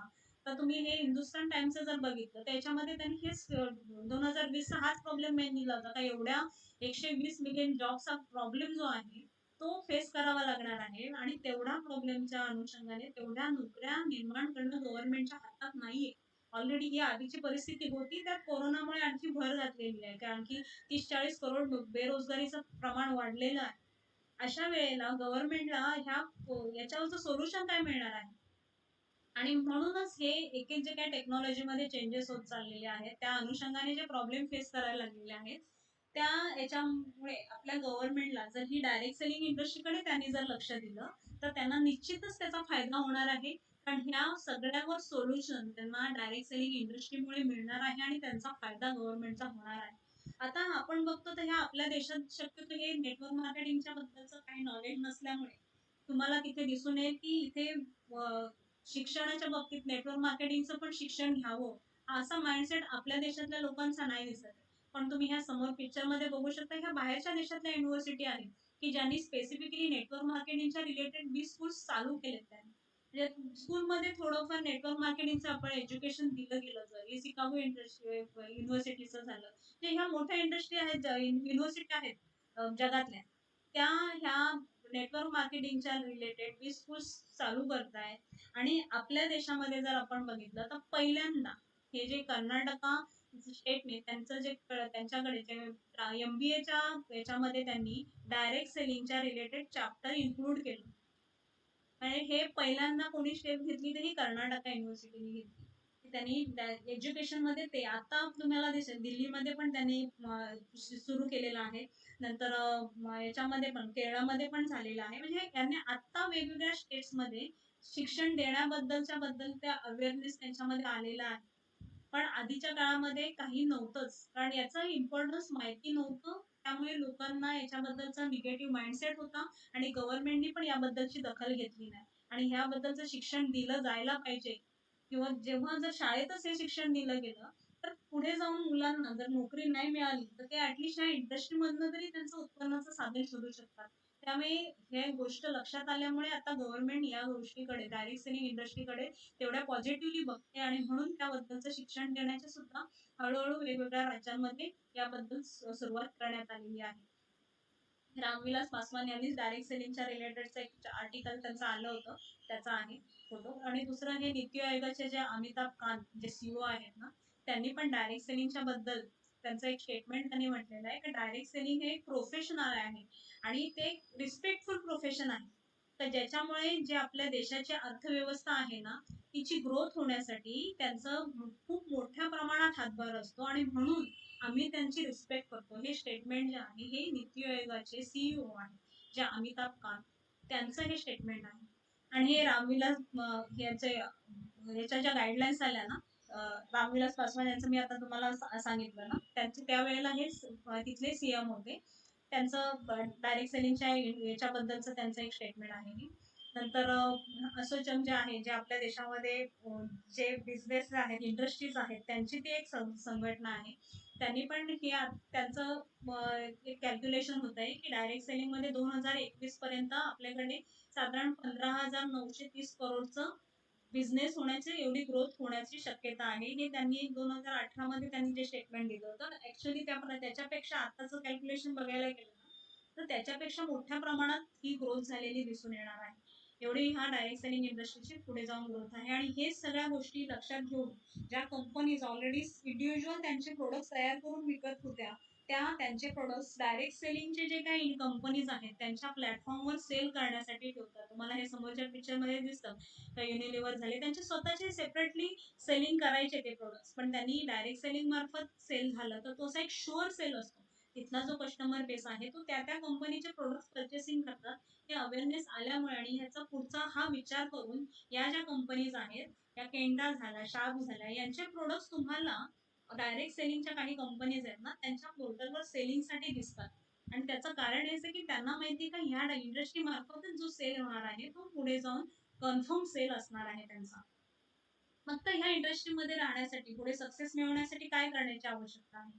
तर आपल्याला एक हार्डवर्क केलं पाहिजे. हार्डवर्क म्हणजे आपल्याला कुठे मोठं उचल-ठेव करायला लागतं असं नाही. तर आपण आता जे काही आपण इथे रोजचे 3 वाजता बऱ्याच जणांना झोपायची सवय असते, पण ती सोडून ते आपलं हे रोजचं 3 वाजताचं ट्रेनिंग आपण घेतो. म्हणून 3 वाजता व्यवस्थित 3 वाजता इथे जॉइन होणार. म्हणजे काय झालं, तुम्ही तुमची झोपमोड करून इथे करतायत. म्हणजे हे पण एक प्रकारे हार्डवर्क झालं. किंवा तुम्हाला जे काम करायचं आहे, पण मला आता झोपायचंय, मला आता पिक्चर बघायचा होता, मला फिरायला जायचं होतं, पण नाही. मला पहिल्यांदा मी बिझनेसला महत्त्व देईन. हे वेळ मी आता इथे न देता मला जरा काही वर्षासाठी, इथे 4-5 वर्ष जर मी मेहनत घेतली, तर मला इथे जर इम्पिरियल मास्टरच्या पोझिशनला मी पोहोचणारच आहे. मला गॅरंटी आहे ॲटॉमीमधनं मला एवढं इन्कम येणार आहे. तर मग मी आता फक्त 4-5 वर्ष जर मेहनत करायची आहे, तसं आपण शिक्षण घेतो, तेव्हा असं पण नाही ना, की शिक्षण घेण्यासाठी मी आता मी जर वकील व्हायचंय, डॉक्टर व्हायचंय, तर मी लगेच पहिलीला असतानाच माझं कन्फर्म होऊन गेलं, मी डॉक्टर होणार का वकील होणार ते? नाही ना. म्हणजे आपल्याला तेवढी वर्ष शिक्षण घ्यावं लागलेलं आहे. तसं आपल्याला या इंडस्ट्रीमध्ये पण येऊन इथलं जे आहे ते नॉलेज घ्यावंच लागणार आहे. आपण दुसऱ्या ह्याच्यामध्ये काहीही काम करत असेल, त्याचा एक्सपिरियन्स असणार आहे. पण ही जरी डायरेक्ट सेलिंग इंडस्ट्री, इथे काम करताना ते काम कसं करायचं? हे शिकायचं आहे. त्याच्यासाठी आपल्याला वेळ द्यायचा आहे. आपले जे काही मीटिंग्स घ्यायचे, प्लॅन प्रेझेंटेशन द्यायचं आहे, आपल्या टीमला हेल्प करायचं आहे. ह्या अशा प्रकारचं इथे एक हार्डवर्क करायचं आहे आणि विचारसरणी स्मार्टली विचार करायचा. म्हणजे आपण कोणी लोक काय प्रश्न विचारतायत, त्यांना कसा अप्रोच करतोय आणि त्यांच्या प्रश्नांना तुम्ही कसं उत्तर देताय. ते एक आपली जर थिंकिंग त्या पद्धतीची आपण बनवायची आहे. आणि जे करायचं ठरवलं ते कमिटेडली. मी जर ठरवले मला आजचे मी 10-15 कॉल डेलीचे करणार आहे ना, मी ते रोजचे करणार म्हणजे करणार. ते झाल्याशिवाय मी तो दिवस संपू देणार नाहीये. तर मी एखादा टायमिंग ठेवलंय मला बिझनेससाठी ना, तर त्यावेळेला मी बिझनेसचं काम करणारच आहे. आणि कमिटेडली रोज जे आपण करायचं ठरवलंय, त्याच्यामध्ये काहीही खंड पडू न देता ती कामं करायची आहे. कमिटेड राहायचंय का मला हे करायचंय. आज मी हे करतोय तर चला आज 2 दिवस मी आता एवढे कॉलिंग केले, आज माझे जरा एवढे जॉइनिंग झाले, तर मी आता जरा 2 दिवस ब्रेक घेतो मग करतो. हे मनात असा विचार आला नाही पाहिजे आपल्या. मी करायचं ठरवलंय ना, जोपर्यंत मला सक्सेस मिळत नाही तोपर्यंत मी कमिटेड बिझनेसच्या ज्या ऍक्टिव्हिटीज आहेत, जे करावं लागणार आहे बिझनेससाठी ते मी करणारच आहे. हे आपल्याला इथे आपला माइंडसेट त्या पद्धतीने प्रिपेअर करावा लागणार आहे. आणि सुरुवातीला जे काही चॅलेंजेस येतील, म्हणजे मगाशी मी तुम्हाला जे सांगितले का लोकांचा माइंडसेट कसा आहे, असं होणार नाहीये की तुम्ही कोणाला सांगितलं आणि ती व्यक्ती लगेच जॉईन झाली, कारण ऑलरेडी माइंडसेट त्याचा तसा वेगळा असणार आहे. त्याच्यावर तुम्हाला काम करावं लागणार आहे. पण त्याचे चॅलेंजेस आल्यानंतर त्याला उत्तर देण्यासाठी तुम्ही प्रिपेअर्ड राहिलं पाहिजे. आणि ते कसं होऊ शकतं, तुम्हाला त्याचं नॉलेज घ्यावं लागणार आहे. आणि ते शिकण्याची तयारी तुम्ही YouTubeला पण बरेच व्हिडिओज असतात, ते पण बघू शकता वेगवेगळे व्हिडिओ आणि आपले ट्रेनिंग पण सेपरेट होतातच नॉलेज देण्यासाठी म्हणून. आपल्या टीमचे वेगळे होत असतात. ते जर तुम्ही रेग्युलरली अटेंड केले, तर तुम्हाला ते नॉलेज येणार आहे आणि हे काय चॅलेंजेस आहेत, ते फेस करण्यासाठी तुम्हाला आन्सर्स मिळणार आहेत. त्यासाठी तुम्ही स्वतःला प्रिपेअर करू शकणार आहात. म्हणजे तुम्हाला ते चॅलेंजेस राहणारच नाही. प्रत्येक चॅलेंजवर सोल्युशन तुम्हाला मिळणार आहे. त्यामुळे चॅलेंजकडे चॅलेंज म्हणून न बघता सोल्युशन म्हणून बघायचा तुमचा जो माइंडसेट आहे ना, तो तयार झाल्यानंतर तुमच्यासमोर एकही चॅलेंज राहणार नाही. आणि दुसरं म्हणजे आपल्याला बिझनेस प्लॅन जे आहे, ते व्यवस्थित त्याचा फॉलो करून शिकायचं आहे. हे तर मी नेहमी सांगते का तुम्हाला जे काही डेडिकेटली जे आपल्याला बिझनेस करतोय ना, ते आपल्याला शिकून घ्यायचं म्हणजे बिझनेसच्या बाकी प्रोसेस जर झालेच, प्रॉस्पेक्टिंग आहे ते बाकी सगळ्या डायरेक्ट सेलिंगमध्ये सारखे असतात. पण त्या कंपनीचा जो प्लॅन आहे, कंपनीचं profile, products, plan, compensation plan याचा पूर्णपणे अभ्यास व्यवस्थित झालेला असायला पाहिजे. तेवढं डेडिकेटली आपण तो बिझनेससाठी तेवढा वेळ देऊन तेवढं शिकून घ्यायचं असतं.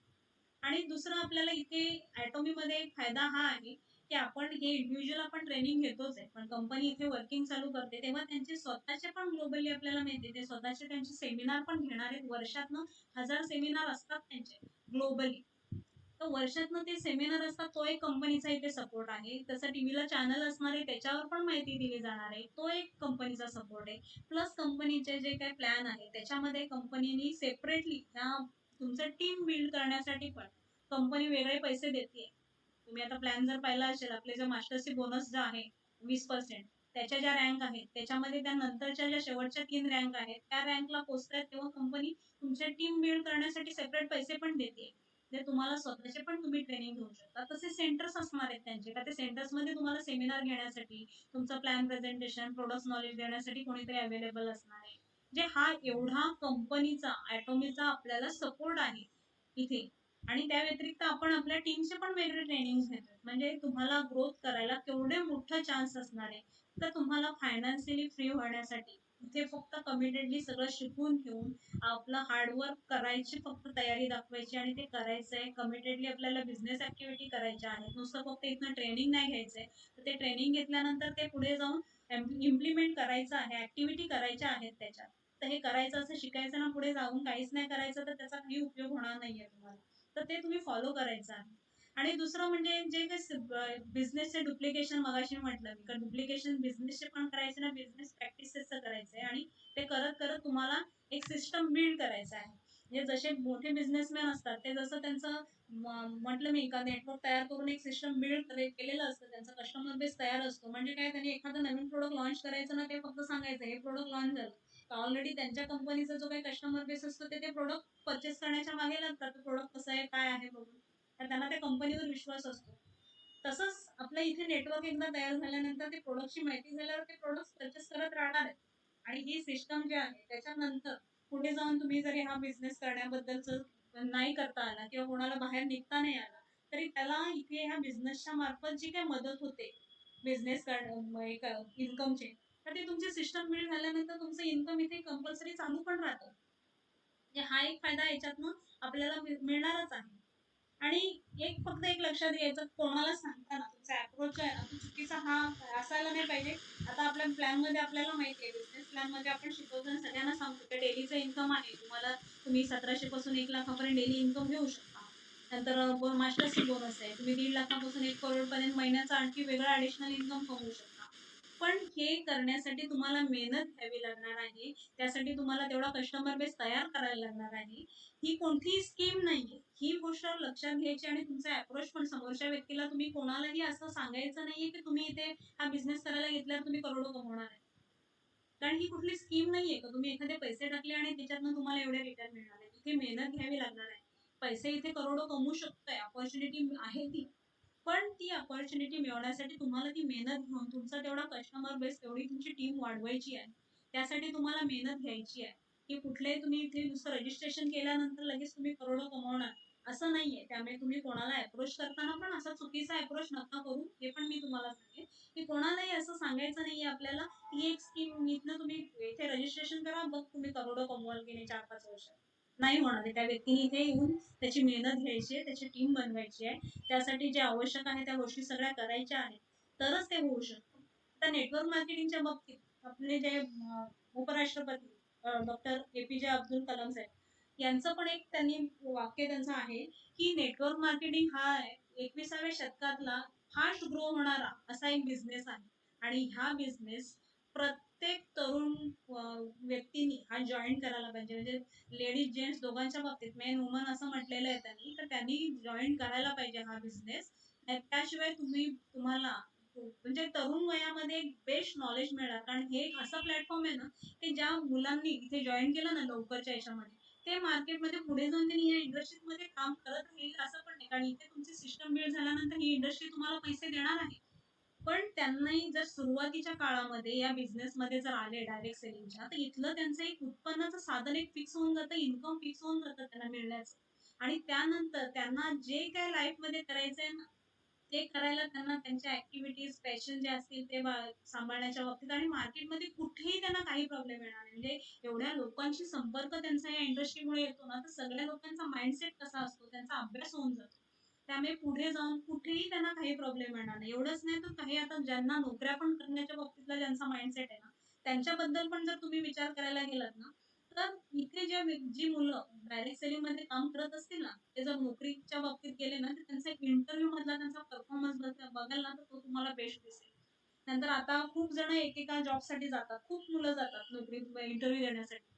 त्यातनं त्यांना थोडेसे सिलेक्ट करायचे असतात. मग त्यावेळेला ते ग्रुप डिस्कशन ठेवतात 20-20 मुलांचं. त्यातनं कोण बेस्ट असेल त्यांना बाहेर काढा आणि मग त्यांचा इंटरव्ह्यू घ्या. अशी पण सिस्टम काही यांनी कंपनीने चालू केलेली आहे. जी व्यक्ती नेटवर्क मार्केटिंगशी, डायरेक्ट सेलिंग इंडस्ट्रीशी कनेक्टेड असेल ना, तो मुलगा इथे त्या याच्यामध्ये टीममध्ये बेस्ट म्हणूनच चूज केला जाऊ शकतो. कारण ते स्किल त्याच्यामध्ये इथे असल्यामुळे येणार. म्हणजे तुम्ही इथे मी असं नाही म्हणणार का इथे आल्यावर फक्त पैसा कमवणार. ही इंडस्ट्री अशी आहे ना, की याच्याबद्दल तुम्ही किती बोलायचं झालं ना फायदे, काय-काय सांगायचे फायदे, तर त्याला दिवस कमी पडेल. एवढे या इंडस्ट्रीचे फायदे आहेत. म्हणजे पैसा कमवणं बरेच जण फक्त या इंडस्ट्रीकडे पैसा कमवणं एवढं बघतात. पण मी तेवढंच नाही बघत आहे. या इंडस्ट्रीचे फायदे जे आहेत ना, ते भरपूर आहेत.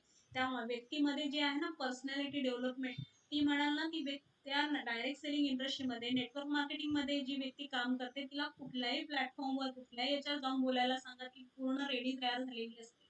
ते तेवढं त्यांना गाईडन्स आणि जगाचं नॉलेज मिळालेलं असतं दुसरं म्हणजे. नाहीतर बाकी याच्यामध्ये तुम्ही बघाल जी व्यक्ती जॉब करते किंवा त्याचं प्रोफेशन त्याच्या रिलेटेडच ती अडकून असते. जगामध्ये घडामोडी काय-काय घडत असतात ना, त्याचं नॉलेज त्यांना नसतं. पण जी डायरेक्ट सेलिंग इंडस्ट्रीमध्ये, नेटवर्क मार्केटिंगमध्ये जी व्यक्ती आहे, काम करते ना, तिला सगळ्या प्रकारचं नॉलेज मिळत असतं. आणि ती तेवढ्या प्रमाणामध्ये नॉलेज घेत असते आणि हे नॉलेज घेऊन आपल्याला ग्रो करण्याचं पण एक प्लॅटफॉर्म आहे, की ज्याच्यातनं तुम्ही स्वतःला पण खूप डेव्हलप करू शकता. पैसा ऑटोमॅटिकली तुम्हाला मिळणारच आहे तुम्ही जे काम करताय त्यातून. त्याच्या व्यतिरिक्त ह्या ज्या गोष्टी आहेत, पैशाच्या व्यतिरिक्त, त्या सुद्धा भरपूर मोठ्या प्रमाणात या इंडस्ट्रीमुळे मिळतायत तुम्हाला. आणि आपल्याला कुठल्याही इंडस्ट्रीमध्ये काम करतोय आपण तेव्हा, त्यावेळेला त्या इंडस्ट्रीच्या रिलेटेड आपल्याला नॉलेज घ्यायलाच लागतं आणि तरच आपल्याला तिथे जाऊन जॉबमध्ये जे करत असतील, जॉब करत असतील, तिथे पण त्यांच्यामध्ये पण कॉम्पिटिशन असते ना. तुम्हाला तिथे कमी पडत असाल तर नोकरीवरून काढून टाकलं जाऊ शकतं त्या कंपनीतनं. दुसरा तिथे कॅपेबल व्यक्तीला घेतला जाऊ शकतो. म्हणजे कुठेही काम करायचं झालं तर तिथे त्यांचं त्या इंडस्ट्रीचं नॉलेज घ्यावं लागतं. तसं आपल्याला इथे नॉलेज घ्यायचं आहे. त्या अनुषंगाने फायदे तर भरपूर आहेत. कोणाला वाटत असेल मला सोशल वर्क करायचंय पण माझ्याकडे पैसा नाही तर मी कसं करणार? पण इथे तुम्ही पैसा कमवल्यानंतर ते पण कोणी करू शकतं. मग माझ्याकडे इथे पैसा येणार आहे तर कोणाला वाटतं मी पैसा येईल त्याचं करू काय? एवढा पैसा घेऊन मी काय करणार आहे? असे प्रश्न काही जणांना जर पडतायत, तर तुम्हाला सोशल वर्कसाठी ते पैसे वापरू शकता तुम्ही. ज्याला माइंडसेट काय आहे त्यावर पण डिपेंड असतं. पण हे एक असं प्लॅटफॉर्म आहे का तुम्हाला जे पाहिजे ते तुम्ही लाईफमध्ये करू पण शकता आणि तुमची स्वतःची ग्रोथ भरपूर होऊ शकते. स्वतःकडे लक्ष द्यायला मिळू शकतं. मेन पार्ट बाकीच्या बिझनेसमध्ये तुम्हाला ते मिळवायला प्रॉब्लेम जातो.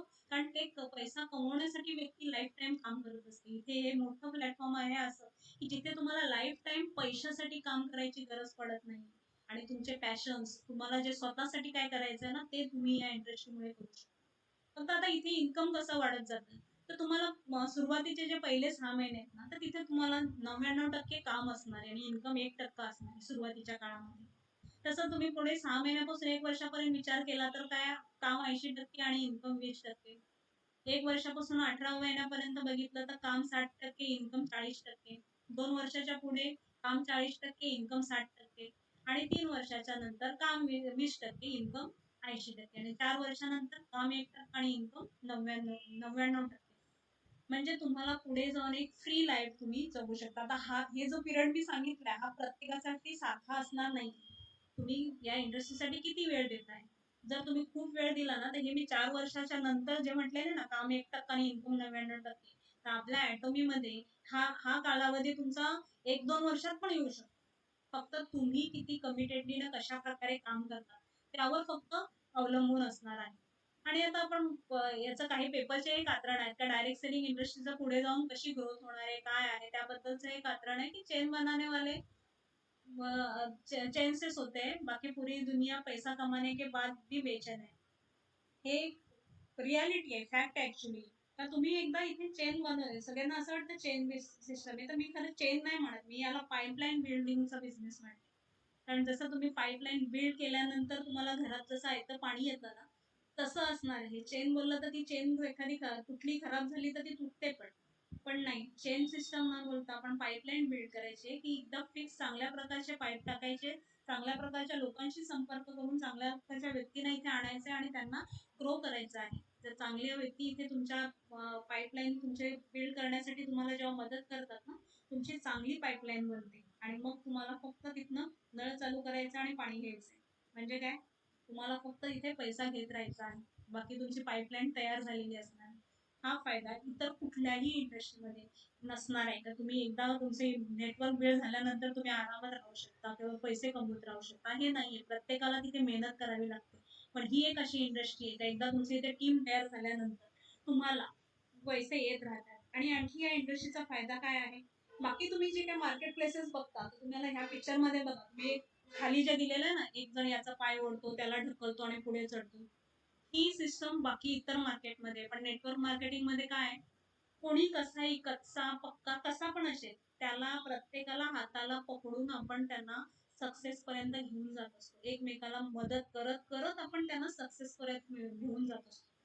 हे इथे एकमेकांना मदत करणं, टीम वर्क करण्याचा बिझनेस आहे. पण बाकीच्या इंडस्ट्रीमध्ये मार्केटमध्ये काय पाहिलं, तर मला जर सक्सेस मिळायचंय तर मी दुसऱ्याला पाडायचंय, त्याला मागे खेचायचंय, हे दिसतं. हा एक पॉझिटिव्ह पॉइंट आहे नेटवर्क मार्केटिंग इंडस्ट्रीमधला. आणि आता मगाशी मी म्हटलं की रोजगाराच्या संधी ज्या आहेत त्या या इंडस्ट्रीमुळे निर्माण होणाऱ्याच आहेत. आपल्या देशामध्ये आता जो प्रॉब्लेम झालेला आहे.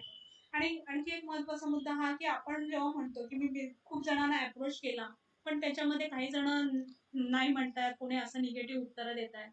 आता हे बिल गेट्स ज्यांचं मी आता मायक्रोसॉफ्ट वर्डचं तुम्हाला मगाशी उदाहरण दिलं, त्यांचं हे आणखी एक वाक्य आहे, ते पण बघून घ्या की मी माझा बिझनेस आहे तो 1200 लोकांना दाखवला, त्यातल्या 900 त्यातील 900 लोक नाही म्हणाले, 300 लोकांनी तो प्लॅन ऐकला आणि त्या 300 पैकी 85 लोकांनी त्यावर निर्णय घेतला आणि त्या 85 पैकी 35 जण माझ्या प्लॅन बद्दल सिरियस होते आणि त्या 35 मध्ये फक्त 11 जणांनी मला अब्जाधीश बनवलं. किती? 11. म्हणजे 1200 मधील त्यांनी किती लोक बाहेर काढले? 11. आणि आपल्याला, तुम्ही जर बिझनेस प्लॅन जर बघितलेला असेल ना नीट, तर इथे खूप मोठी फक्त टीम पाहिजे असं नाहीये हा बिझनेस. तुम्ही जर व्यवस्थित लक्ष दिलं ना, आपल्या बिझनेसमध्ये जी व्यक्ती येईल त्या व्यक्तीला चांगल्या प्रकारे तुम्ही एज्युकेट केलं ना, चांगल्या प्रकारे हे केलं ना, असे सिलेक्टेड व्यक्ती जरी असतील ना तुमच्याकडे, खूप मोठी भरमसाठ टीमची ॲटॉमीमध्ये खरंच बाकी बिझनेस सारखी ॲटॉमीमध्ये आवश्यकता नाहीये ॲक्च्युअली. खूप असे लोक पाहिजेत, भरपूर लोक जॉईनिंग पाहिजेत असं नाहीये. आपल्याला काय, दोन लेफ्टला 2 राईटला 2, प्रत्येक रँकला 2-2 व्यक्ती लेफ्ट राईटला पाहिजेत आणि तशा व्यक्ती तुम्हाला पुढे घेऊन जातात. म्हणजे तुमच्या टीममध्ये असं बनणारे व्यक्ती पाहिजेत. नुसतीच जॉईनिंग करायचंय, मला खूप मोठा आकडा दिसला म्हणजे ती व्यक्ती पुढे जाऊन तुम्हाला सक्सेस झालेली दिसेलच असं नाहीये. हे पण तुम्हाला पुन्हा एकदा सांगेन. हे कालचं जे डिस्कशन झालं होतं की माझ्या सिनियरच्या आधी मी इम्पिरियल मास्टर होऊ शकतो का? हा जो प्रश्न आहे ना, ते पण याच्यासाठीच मी सांगते. तुमच्या दोन्ही साईडला अशा व्यक्ती असायला लागणार आहेत. त्यामुळे तुम्हाला जो बिझनेसमध्ये येतोय त्याला प्रत्येकाला सोबत घेऊन पुढे जायचंय.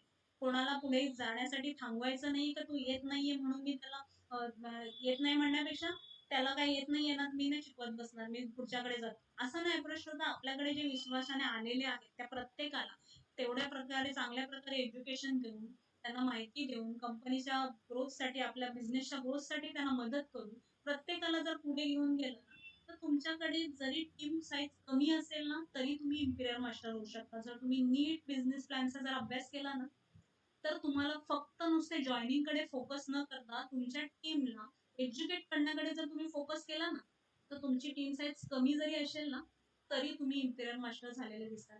आणि ज्या व्यक्ती ह्या गोष्टीकडे दुर्लक्ष करतात, आपल्या टीमला एज्युकेट न करण्याकडे ज्यांचा वेळ असतं ना, लक्ष देत नाही का माझ्या टीममध्ये किती एज्युकेट होतात.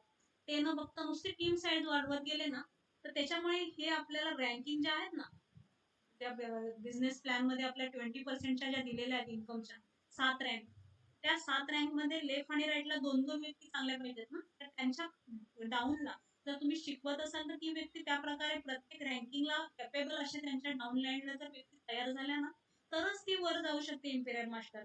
नाहीतर टीम साईज खूप मोठी जरी असेल ना, तरीही त्याचा उपयोग होणार नाही. त्यामुळे एवढं लक्षात घ्या, आपल्या टीममध्ये जो कोणी जॉइन होईल त्याला तुम्ही इथे ट्रेनिंगला अटेंड करण्यासाठी, ट्रेनिंग जॉइन करण्यासाठी महत्त्व सांगून त्याचं, त्यांना जर इथे एज्युकेशन देण्याचा जर तुम्ही फोकस केलात ना, तर तुमची टीम किती मोठी आहे आकडा मला इथे मग तो 5,000, 10,000, 50,000, 1,00,000 हा सांगण्याची तुम्हाला गरज नाही पडणार आहे. तर तुम्हाला तुमची कमी टीम असताना सुद्धा तुम्हाला ग्रोथ झालेली दिसेल. जर प्लॅनिंगनी व्यवस्थित जर तो प्लॅन व्यवस्थित लक्षात घेऊन त्या प्रकारे जर तुम्ही फॉलो केलात ना, आपल्याला नुसता कचरा नको इथे. चांगली कमिटेड असणारी माणसं फक्त तुम्ही थोडीशी आणलीत ना, तरी तुमचा बिझनेस ग्रो होऊ शकतो. त्यामुळे नुसतं क्वांटिटीकडे लक्ष न देता क्वालिटीकडे पण जास्त लक्ष द्या. हे मी तुम्हाला यातनं सांगेन. आणि आपल्याला जर जॉइनिंग करण्यासाठी म्हणून जर महिन्याचं तुम्ही कॅल्क्युलेशन बघू शकता. ॲक्चुअली हे तुम्ही महिन्याला 2 जण ठेवण्याऐवजी इथे आपल्याला फ्री रजिस्ट्रेशन आहे. कोणाला ज्यांचे काही पॅकेज वगैरे असतात ज्या कंपनीचे, त्यांच्यासाठी इथे तुम्हाला बाबा त्या व्यक्तीकडे पैसा नसेल तर ती लगेच नाही देईल तर कसं जॉइन होईल. पण आपल्याकडे इथे ॲटॉमीमध्ये तर रजिस्ट्रेशन फ्री आहे. त्यामुळे तुम्हाला महिन्यातनं 2च व्यक्ती नाही तर मी आठवड्याचं म्हणेन, की आठवड्यातनं कमीत कमी 2 व्यक्ती तरी जॉइनिंगकडे जरी तुम्ही फोकस दिलात ना, तरी तुमची बऱ्या प्रकारे टीम ग्रो होऊ शकते. आता तुम्ही हे बघू शकता, की महिन्याला 2 प्रत्येकाने, जे महिन्याला 2 आले त्यांनी परत प्रत्येकाने पुढच्या महिन्याला 2 करायचे. 2चे 4 होतील. त्यांनी प्रत्येकाने पुढच्या महिन्याला 2 केले तर 4चे 8 होतील. त्याच्या पुढच्या महिन्याला प्रत्येकाने 2-2 केले तरी 8चे 16, 16चे 32 असे तुमचे वर्षात तुम्ही बघू शकता, की टोटल टीम 8,000ची होती. आणि आपल्याला इथे किती लागणार आहेत? फार मोठा कस्टमर बेस नकोच आहे आपल्याला. कमिटेड लोकं चांगले तुम्ही फक्त कोणाला आपण म्हणतो ना, "अरे, मी त्याला एवढं समजवलं पण तो ऐकतच नाहीये, त्याला समजूनच घेत नाही." अशी जी व्यक्ती आहे ना, ती तुम्ही इथे जबरदस्ती जरी आणली ना, तरी त्याला जर समजत नसेल, ती समजून घेण्याची मानसिकता दाखवत नसेल ना, तर तुम्ही इथे त्याला जॉइन करून पण तुम्हाला त्याचा काही फायदा होईल असं नाही.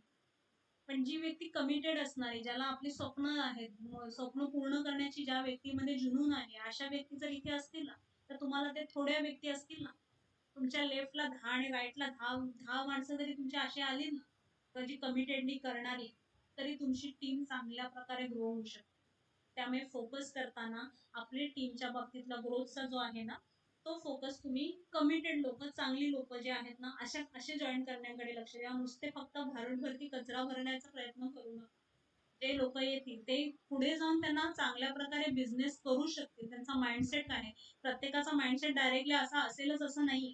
पण आपण जेव्हा समजवतो एखाद्या व्यक्तीला, ते समजवल्यावर त्याची ती समजून घेण्याची कुवत पण असायला पाहिजे असते. अशा व्यक्ती जर तुम्ही इथे जॉइनिंग केलं, तर तुम्हाला सक्सेसपासून कोणीही थांबवू शकणार नाही. आणि मगाशी मी तुम्हाला सांगितलं श्रीमंत होण्याचा सिद्धांत काय आहे? आपले स्वतःचे आपण किती तास देतोय आणि आपल्यासोबत असणाऱ्या म्हणजे हे नेटवर्क मार्केटिंगचं जे टीम बनवतो त्याचं सक्सेस हेच आहे. तर मी एकटी जर काम करत असेल, तर मी दिवसाचे 24 तास असतात ना, 24 तासातनं मी किती दिवस देईन, ते किती तास देईन, तेवढे तासच असणार आहेत.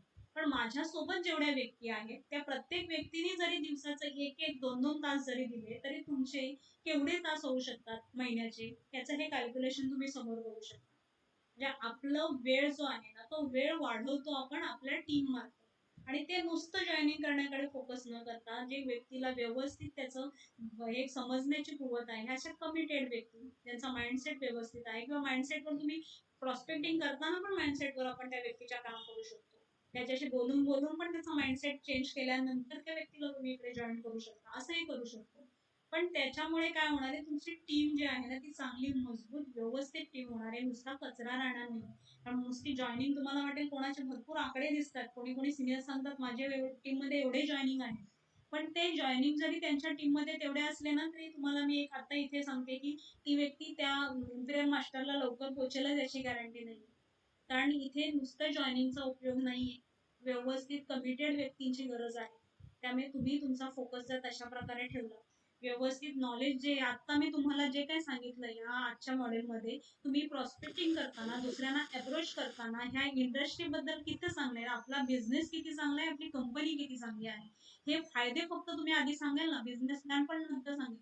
हे बिझनेसचे जे फायदे आहेत ना, तर 3 जनरेशनचा फायदा आहे. कुठल्या बिझनेसमध्ये आहे की तुम्हाला 3 जनरेशन पर्यंत तुमच्या पिढीला त्याचा इन्कम देतं. बाकी बिझनेसमध्ये आहे का हा फायदा? पण नेटवर्क मार्केटिंगमध्ये आहे आणि आपला ही जी कंपनी आहे ॲटोमी, ती पुढे जाऊन 3 जनरेशन बिझनेसचा जो फायदा आहे तो देऊ शकते. एवढं तिचं आतापर्यंतचं आपण बघितलेलं आहे की एवढी वर्ष 100 वर्ष कोलमारला झालेत. त्यामुळे पुढे जाऊन ही कंपनी टिकणार आहे. तेवढंच नाही तर तिची आणखी ग्रोथ होणार आहे. त्यामुळे आपण आता बिझनेस प्लॅनमध्ये ज्या फिगर सांगतो त्यापेक्षा जास्त इन्कम पुढे जाऊन मिळणार आहे प्रत्येक व्यक्तीला. ही जी ग्रोथ आहे आपल्या इथल्या बिझनेसची, ही आपल्याला समोरच्या व्यक्तीला डायरेक्ट पैसा दाखवून येते ती व्यक्ती असं पण नसतं. काही तुम्हाला जर बघाल ना तुम्ही तर श्रीमंत व्यक्ती पण इथे येऊ शकतात, जर तुम्ही त्याला प्रॉपरली या बिझनेसची माहिती दिली, जी मी तुम्हाला आता सांगते ना. ही जर माहिती तुम्ही व्यवस्थित जर समोरच्या व्यक्तीला दिलीत ना, तर ती व्यक्ती गरीब आहे का श्रीमंत आहे हा डोक्यातनं पण काढून टाका. ते चांगला कमवतो ती व्यक्ती तर तो कशाला इकडे जॉइन होईल.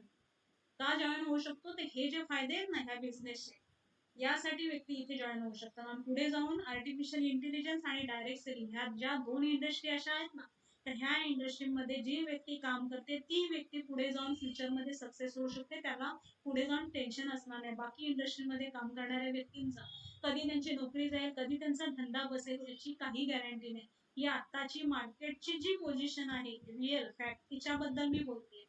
त्यामुळे ही मी आता जी माहिती दिली, ती माहितीच्या अनुषंगाने जर तुम्ही तुमचं प्रॉस्पेक्टिंग करण्याचं काम ठेवलं, तुम्हाला निश्चितच त्याच्यामध्ये सक्सेस मिळेल आणि चांगल्या व्यक्ती इथे जॉइन होऊ शकतात. Okay, thank you. तुम्ही मला आता शांतपणे ऐकलं त्याबद्दल.